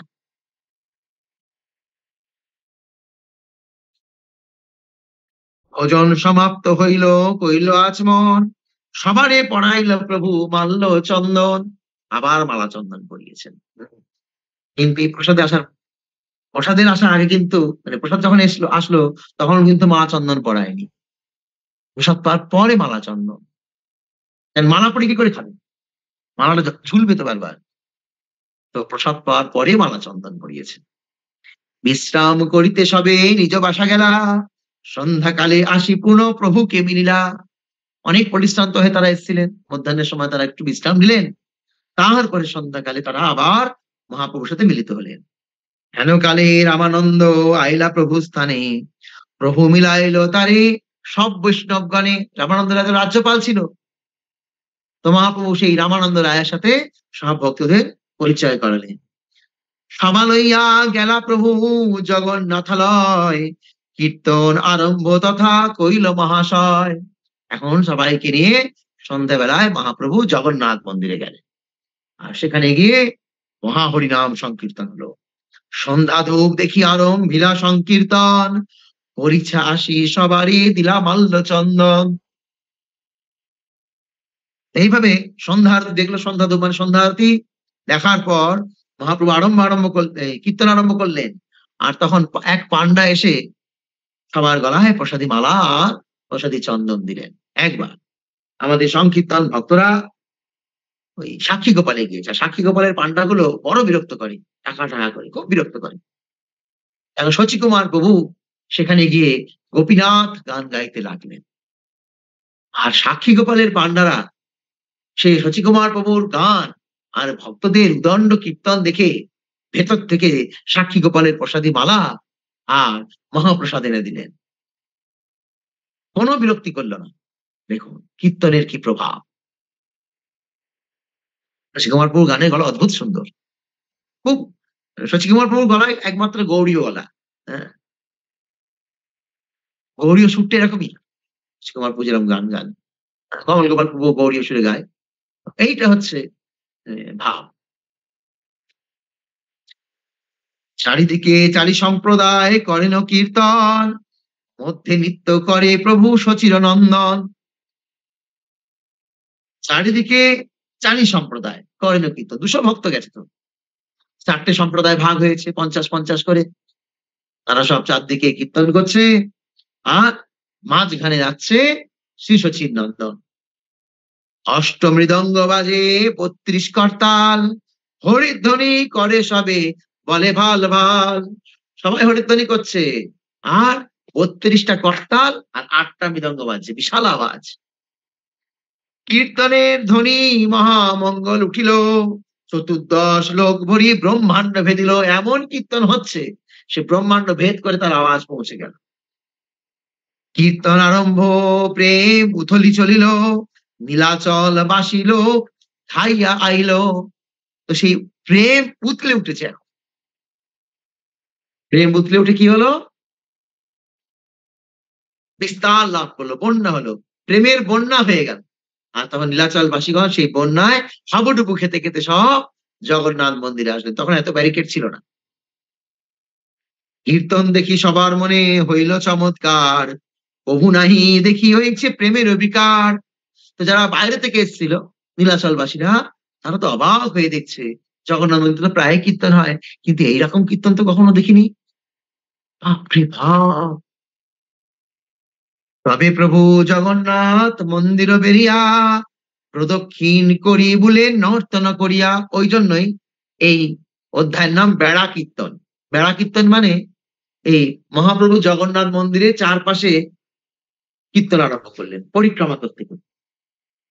আগে পাছে গান করে চারি সম্প্রদায়, আছাড়ের কালে ধরে নিত্যানন্দ রায়। মহাপ্রভু কখনো কখনো নৃত্য করতে করতে আছড়ে আছড়ে পড়ে যায়। হ্যাঁ, সোনার পর্বত যেন ধুলাতে লুটায়। তখন নিত্যানন্দ প্রভু এই মত্ত হাতিকে অঙ্কুশ দিয়ে কন্ট্রোল করে। নিত্যানন্দ প্রভু কখনো স্বরূপ দামোদর আর কখনো নিতাই চাঁদ, এই দুজনই ছিল মহাপ্রভুকে কন্ট্রোল করার একমাত্র সঙ্গী। অশ্রুপুর কম্পসেদ গম্ভীর হুঙ্কার, প্রেমের অধিকার দেখি লোকে চমৎকার। মহাপ্রভু শরীরে অশ্রুশক্তি বিকার প্রকাশ হতে লাগলো। পিচকারি ধারাজিনী অশ্রু নয়নে, চারি লোকের সব করয় স্নেনানে। মহাপ্রভুর চোখ থেকে গড়িয়ে জল পড়ছে না, পিচকারির মতো জল যাচ্ছে। হরিব, অদ্ভুত ব্যাপার। আর সামনে যত ভক্ত ছিল সেই জলে সবাই স্নান করে ফেললো, প্রেমের স্নান। বেড়া নিত্য মহাপ্রভু করি কতক্ষণ, মন্দিরের পাছে রহি করে কীর্তন। বেড়া কীর্তন করতে করতে কিছুক্ষণের জন্য মহাপ্রভু মন্দিরের পেছনে গিয়ে কীর্তন আরম্ভ করলেন। চারিদিকে চারি সম্প্রদায় উচ্চস্বরে গায়, মধ্যে তাণ্ডব নৃত্য করে গৌর রায়। তাণ্ডব নৃত্য বহুক্ষণ নৃত্য করি প্রভু স্থির হইলা, চারি মহান্তের তবে নাচিতে আজ্ঞা দিলা। এখন নিজে চুপ হলো, এবার চার মহান্তকে নাচতে বলছেন। এক সম্প্রদায় নাচে নিত্যানন্দ রায়, অদ্বৈত আচার্য নাচে আর সম্প্রদায়। এক সম্প্রদায় নিত্যানন্দ প্রভু নাচছে, আর এক সম্প্রদায় বৃদ্ধ অদ্বৈত আচার্য নাচছে। যখন কারোর প্রেম জাগে তখন সে বুঝতে পারে না আমি বৃদ্ধ হয়েছি বলে। হুম? এইবার রথে তো আমাদের ৬৬ বছরের বৃদ্ধ লীলা পুরুষোত্তম প্রভুকেও নাচতে হবে। দেখি, হ্যাঁ, যারা যারা বৃদ্ধ বৃদ্ধা আছেন এবারে তারাও নাচবেন। আচ্ছা, আর সম্প্রদায় নাচে পণ্ডিত বক্রেশ্বর, শ্রীবাস নাচে আর সম্প্রদায়ের ভিতর। নিত্যানন্দ মহামত্ত হাতি, সে যখন নাচ আরম্ভ করে তার নাচকে আকর্ষণ করে মহাপ্রভুকে। নিত্যানন্দের নর্তনে সে নিতাই নাচছে এক দলে, আর এক দলে অদ্বৈত আচার্য। কে সে? অদ্বৈত আচার্য কে?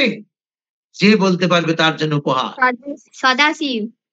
সদাশিব, সে তো নটরাজ, সে নৃত্য করছে। আরে বাবারে, বুঝতে পারছেন? আর এই যে বক্রেশ্বর পণ্ডিত, সে কে?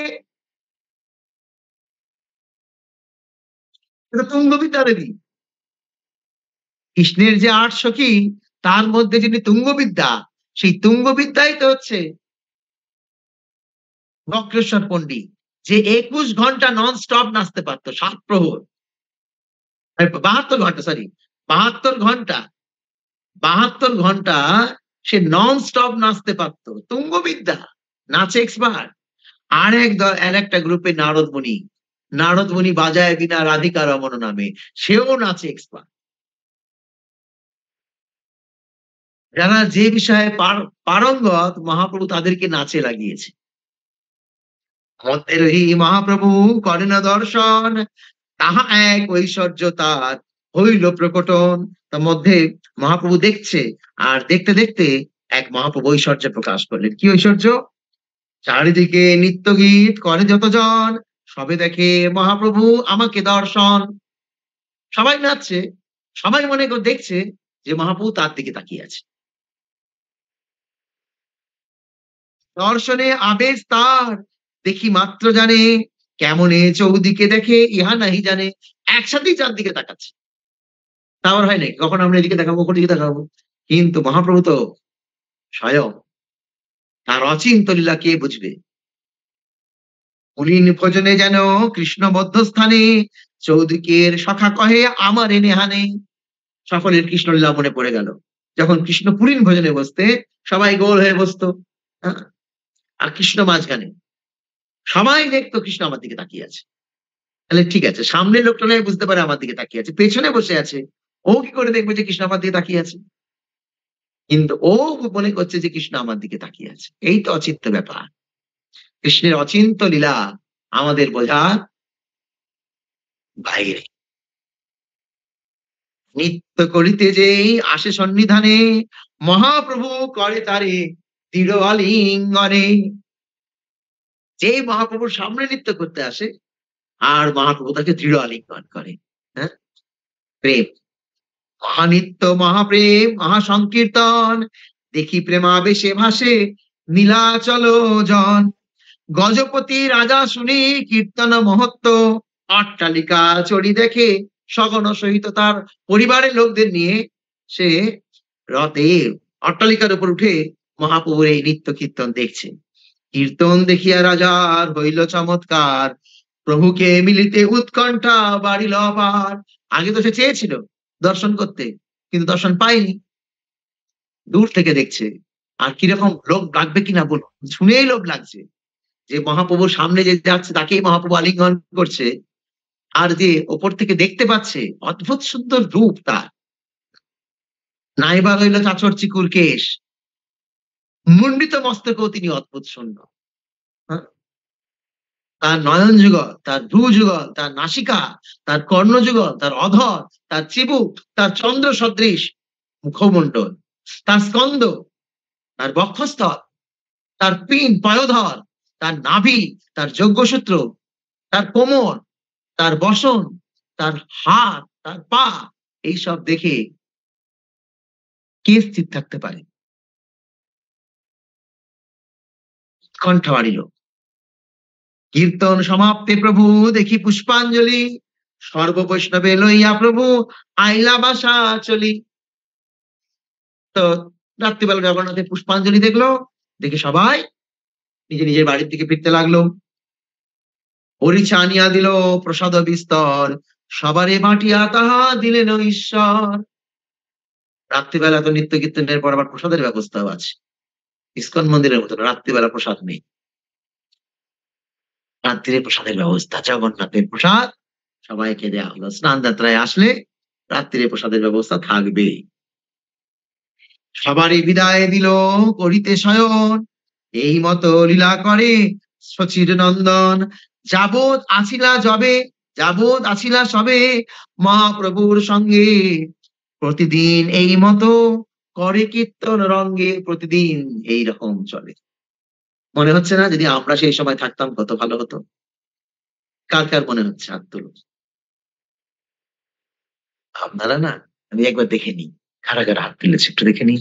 হ্যাঁ, মনে হচ্ছে যে আমরা সেই সময় থাকলে ভালো হতো। হরি বল।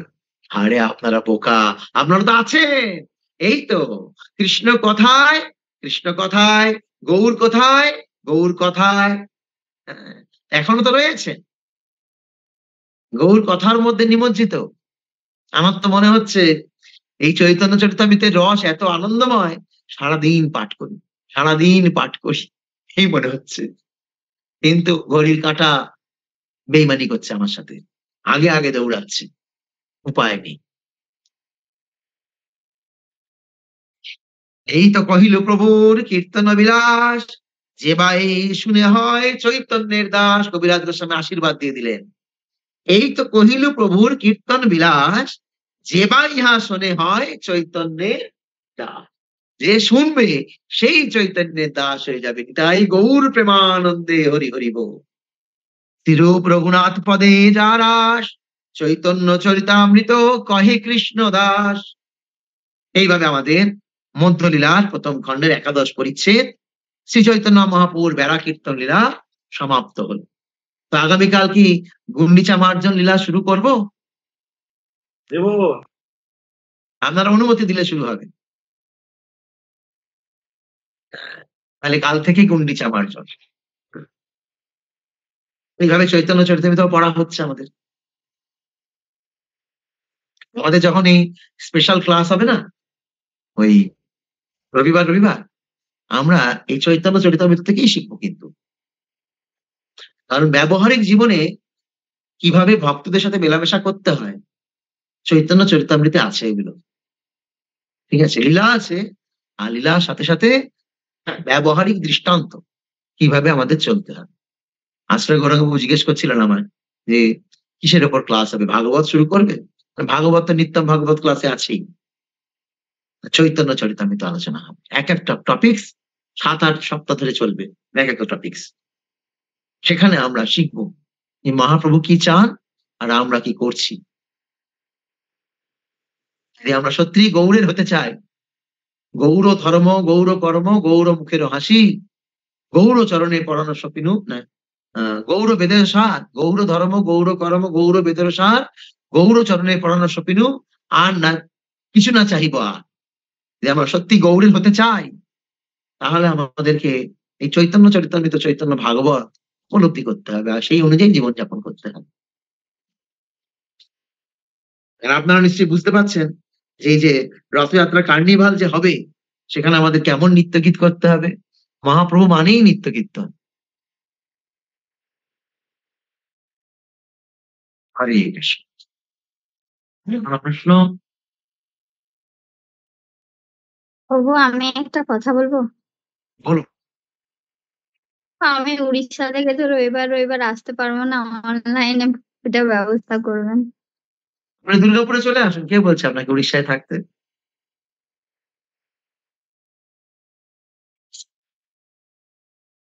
হরে কৃষ্ণ।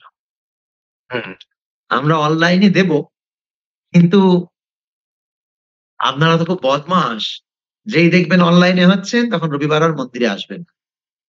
আমি একটা নিয়ম তৈরি করতে চাইছি, রবিবার মানে মন্দিরে তাকে আসতেই হবে। কাছাকাছি যত ভক্ত আছে, সপ্তাহে একদিন রবিবার তাকে মন্দিরে আসতে হবে। আর আমি এক ভক্তের কাছে, এক ভক্ত না, সবার কাছে একটা অনুরোধ রাখে দিচ্ছি। হ্যাঁ, বলবেন প্রভু খালি চায়। যদি কোনো ভক্ত আমার প্রতি সদয় হন, তাহলে আমাকে একটা সেট বানিয়ে দিতে হবে। আমার একটু আর্থিক অসুবিধা, টান আছে। সেট সেট কেন বানাবো? আমাদের মন্দিরে প্রচুর গরম, আর মন্দিরে ভাগবত এই স্পেশাল ক্লাস হলে বাইরের লোক তো দর্শনে যাবে, আমি বেশি কিছু বলতে পারবো না। আমরা সেট বানাতে হবে পেছনে আমাদের নৃসিংহ চতুর্দশীর দিন যেখানে প্রসাদ হয়েছে আমাদের পাশের বাড়ির পেছনটায়, ওই এলাকায় ওখানে একটা সিমেন্ট বাঁধানো জায়গা আছে, ওখানে একটা সেট বানাবো যেখানে কেবলমাত্র এই স্পেশাল ক্লাসটাই হবে। যদি কোনো ভক্ত ইচ্ছা প্রকাশ করেন যে প্রভু আমি সেট বানিয়ে দেবো, তো এগিয়ে আসতে পারে। হ্যাঁ, সেটা টালির চাল হতে পারে অথবা টিনের সেট হতে পারে, সেট বানাতে হবে। যদি কোনো ভক্তের ইচ্ছা হয় যে আমি গুরু দক্ষিণা স্বরূপ এইটা করবো, এগিয়ে আসবেন। জানি না, এটা গৌণ, এটা উদ্দেশ্য না, এটা গৌণ। চাইছে আমি ভক্তরা মন্দিরে আসুক। রবিবার মানে সে ভগবানকে দর্শন করবে, মন্দিরে আসবে, একসাথে প্রসাদ পাবে। থিওরিক্যাল তো ক্লাস, আমি ওইখানেই দেখবো প্র্যাকটিক্যালে ভক্তের সাথে ভক্তের আচরণটা কেমন হচ্ছে। ক্লাস তো শিখলাম, কিন্তু প্র্যাকটিক্যালটা শেখানো হবে ওখানে। সেই জন্য ঠিক আছে, আপনারা যারা অনুরোধ করছেন, এটা ওপেন অনলাইন হবে না। আমি লিঙ্ক দেবো তাদেরকে যারা দীক্ষিত আশ্রিত। ওপেন অনলাইন এখানে সবাইকে দিয়ে লাভ নেই, কারণ সেখানে তো রীতিমতো শাসন চলবে। তো নতুন লোক তো নিতেই পারবে না শাসন, তারা আবার সেগুলোকে নিয়ে ট্রোল করবে। আর আমাদের একটা নিয়মাবলী থাকে, যারা শাসন গ্রহণ করতে চাইবে না তাদেরকে অনলাইন ক্লাসে থাকতে হবেও না, অফলাইন ক্লাসে থাকতেও হবে না। যারা ভক্তিতে উন্নতি করতে চাইবে তারাই ওই অনলাইন অফলাইনে থাকবে। যারা মনে করি না এই বেশ ভালো আছি, আমি আমার রকমারি জীবনযাপন চালিয়েই যাব, তাদের জন্য দরকার নেই। তারা যেমন চালাচ্ছে চালাক, কোনো অসুবিধা নেই। আপনারা কি চান সেই রকম ক্লাস হোক যে ক্লাসের দ্বারা দ্য বয়েল মিল্ক, দুধ জাল দেওয়া হোক, সেরকম ক্লাস? সেরকম ক্লাস যদি চান তাহলে ওইভাবে, তাহলে বেশি লোক দরকার নেই, 20-25 জন হলেও। আমাকে ভক্তি প্রচার পরিব্রাজক মহারাজ বলছিলেন যে এমন কিছু ভক্ত তৈরি করো যারা তোমার অবর্তমানে পুরো মন্দির চালিয়ে নিয়ে যাবে। আমি সেই টার্গেটে এগোচ্ছি যে এমন কিছু ভক্ত তৈরি হোক, যখন আমি এই পৃথিবীতে থাকবো না, তারা যেন মদন মোহনের সেবা, জগন্নাথের সেবা সুন্দরভাবে পরিকাঠামোমূলক চালিয়ে নিয়ে যেতে পারে, আদর্শ প্রভুপাদের আদর্শ মেনে চালিয়ে নিয়ে যেতে পারে। হরে কৃষ্ণ। পরবর্তী প্রশ্ন,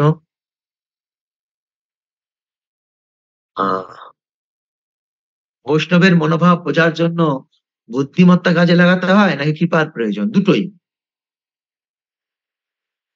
বুদ্ধি না থাকলে তো কৃপাটাও ধরতে পারবো না। বৈষ্ণব কৃপা করছে, শিবানন্দ সেনকে নিত্যানন্দ প্রভু লাথি মারলেন, তাহলে শিবানন্দ সেন বুদ্ধিমান ছিল বলে সেটাকে বুঝতে পেরেছিল, কিন্তু শিবানন্দ প্রভু স্ত্রী তার বুদ্ধি ছিল না বলে সে বুঝতে পারলো না। সে মনে করলো আমার স্বামী এত খরচ করে, এত দায়িত্ব নেয়, আমার স্বামীকে লাথি মারলো। শ্রীকান্ত শিবানন্দ সেনের ভাইপো, ভাগ্নে, সে বুঝতে পারলো না, কিন্তু শিবানন্দ সেন বুঝতে পারলো। তাহলে বুদ্ধিরও দরকার আছে, আর ভগবানের বা গুরুদেবের কৃপারও দরকার আছে।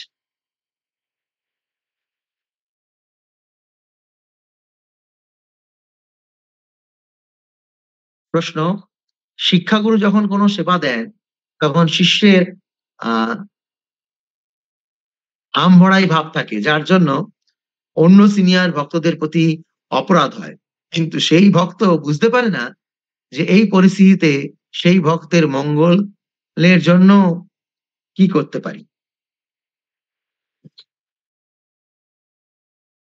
শিষ্যকে বুঝতে হবে যেই মুহূর্তে আমার মধ্যে হাম বড়াই ভাব আসবে, তখনই সেই সেবাটা হয়ে গেল এক বালতি দুধে গোমূত্র পড়ে যাওয়ার মতো।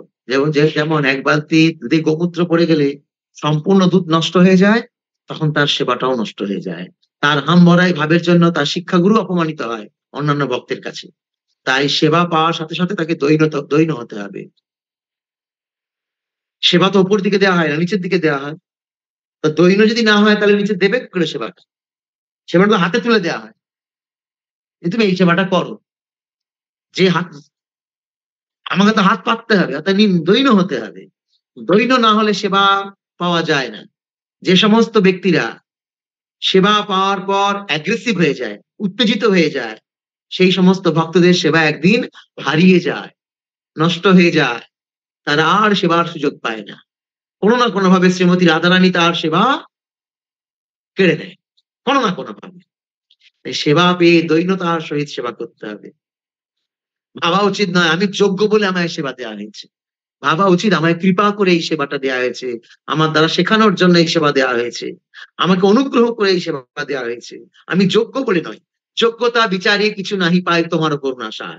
বড় বড় শিক্ষিত লোক, তারা অনেক জায়গায় ম্যানেজমেন্ট করে এসছে, বড় বড় অফিসে তারা ম্যানেজমেন্ট করে এসছে, কিন্তু ভক্তি জীবনের ম্যানেজমেন্ট আর এই জড়জাগতিক অফিসের ম্যানেজমেন্ট এক নয়, কখনোই এক নয়। তাই জড়জাগতিক ম্যানেজমেন্ট করা আর ভক্তি জীবনে এসে ভালো ম্যানেজমেন্ট শেখা, মানে ম্যানেজমেন্ট করতে যাওয়া এক নয়। তাই ভক্তি জীবনে এসে যে কোনো জায়গায় ম্যানেজমেন্ট করেনি মূর্খ, তার কাছে আপনাকে ম্যানেজমেন্ট শিখতে হবে, কি করে ম্যানেজমেন্ট করতে হয়। অনেক সময় অনেক ভক্ত ভাবে যে মন্দিরে অনেক কিছু হচ্ছে, কিন্তু প্রভু কিছু দেখে না। প্রভু কি আজকাল কি কালকে একজন বললো যে আপনি কি সত্তাহীন হয়ে গিয়েছেন? আমি বললাম কেন সত্তাহীন কেন বলছেন? না আমাদের মনে হয়, আমরা আলোচনা করি যে প্রভুর মনে আগের মতো আর শক্তি নেই, প্রভু মনে হয় ঝিমিয়ে পড়ছে। আমি বললাম না, এটাই ম্যানেজমেন্ট, এটাই ম্যানেজমেন্ট। কোনখানে হাতে আইন ধরতে হবে আর কোনখানে একটু আলগা রাখতে হবে, এটাই ম্যানেজমেন্ট। সব জায়গায় যদি আইনের কষাকষি করে দিই তাহলে তো কেউই আর টিকবে না মন্দিরে। কোন জায়গায় আলগা, আবার কোন জায়গায় টাইট, আর বাকিটা কৃষ্ণের উপর ছেড়ে দেওয়া আছে। যে বেশি পায়তারামো করবে কৃষ্ণ তাকে বাদ দিয়ে দেবে, আমার বাদ দেওয়া দরকার নেই। আমি বাদ দিতে গেলে লোকে বলবে প্রভু কাউকে রাখে না, প্রভু কাউকে রাখতে পারছে না। আমি বলার কি আছে, আমি কাউকে বলবো না তো, কৃষ্ণের উপর ছেড়ে দেওয়া আছে। যে বেশি বেগরবাই করবে, এটা চিন্ময় জগৎ, এটা সবসময় মাথায় রাখতে হবে। যে বেশি বেগরবাই করবে, যে বেশি অপরাধ করবে, মাতব্বরি করবে, কৃষ্ণ তাকে কোথায় যে ছুড়ে ফেলে দেবে তার কোনো ঠিক নেই। আমি কেন খারাপ হতে যাব, এটাই ম্যানেজমেন্ট।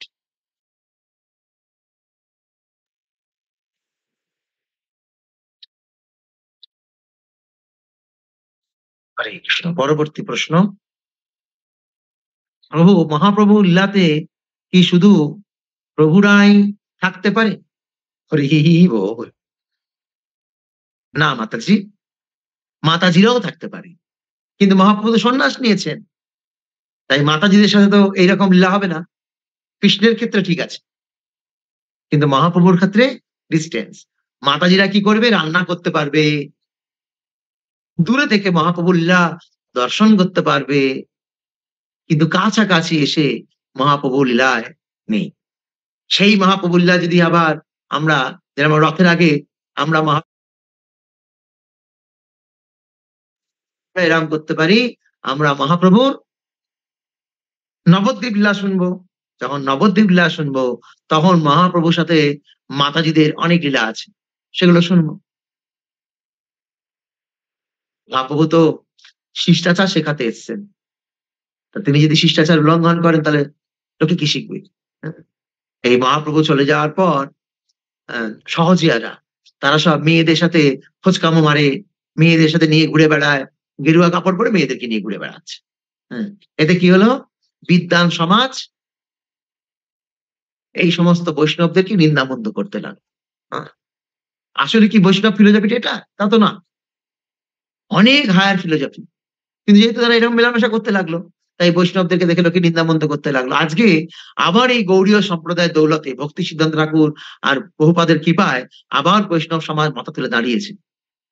কিন্তু এখন আমরা যদি আবার সেরকম আচরণ করি তাহলে আবার লোকে বলবে দেখো ইসকনের ভক্তরা কি করছে। অলরেডি বলছে আমাদের অনেক চ্যাংড়া বৈষ্ণব, তারা বৈষ্ণব জব করে বৈষ্ণব, কিন্তু চ্যাংড়া বৈষ্ণব, তারা এইভাবে মেয়েদের সাথে মেলামেশা করে। হ্যাঁ, আজকালকার চ্যাংড়া মেয়েরা তারাও তিলক মালা পরে যেভাবে তারা মন্দিরে এসে নাচানাচি করে, তাতে ভদ্র সমাজ দৃষ্টিকটু ভাবে নেয় সেটা। কিন্তু কে কাকে বোঝাবে? বোঝানোর নেই। ক্লাসই সবকিছু বোঝানো হচ্ছে। যদি তারা ইসকনের আদর্শ নিজেদের আভিজাত্যকে ধরে রাখতে চায়, পরিবর্তন করতে হবে তাদেরকে। হরে কৃষ্ণ। আর কোনো প্রশ্ন আছে? বিকাশ বাবু প্রশ্ন করুন। বলছি কালকে যে আলোচনা হয়েছিল ওখানে একটা এই ক্লাসে নিয়ে নয়, আমি বলছি 7টা টিম যে বের হবে আমাদের কীর্তনে, তো ওখানে মহাপ্রভু যে সাজবে, তো ওনাকে তো ওই মানে গেরুয়া ইয়ে পরেই সন্ন্যাসের ইয়ে পড়তে হবে। একদম। আবার গেরুয়া ওটা ভালো লাগবে। তাও হবে না, চুল না, সব সব একদম ছাড়তে হবে, পুরো এরকমই থাকবে, হ্যাঁ, তবে তো ভালো লাগবে। তবে তো ভালো লাগবে। হ্যাঁ, হরে কৃষ্ণ। আমি ভাবছি। হরি বল। আর কোনো প্রশ্ন কারোর? আর কোনো প্রশ্ন আছে? বাহ, কোনো প্রশ্ন নেই। ধন্যবাদ। ঠিক আছে, তাহলে আমাদের আজকের মতো এখানেই বিরাম। আবার কাল দেখা হবে সকাল 6:30টায়। ধন্যবাদ।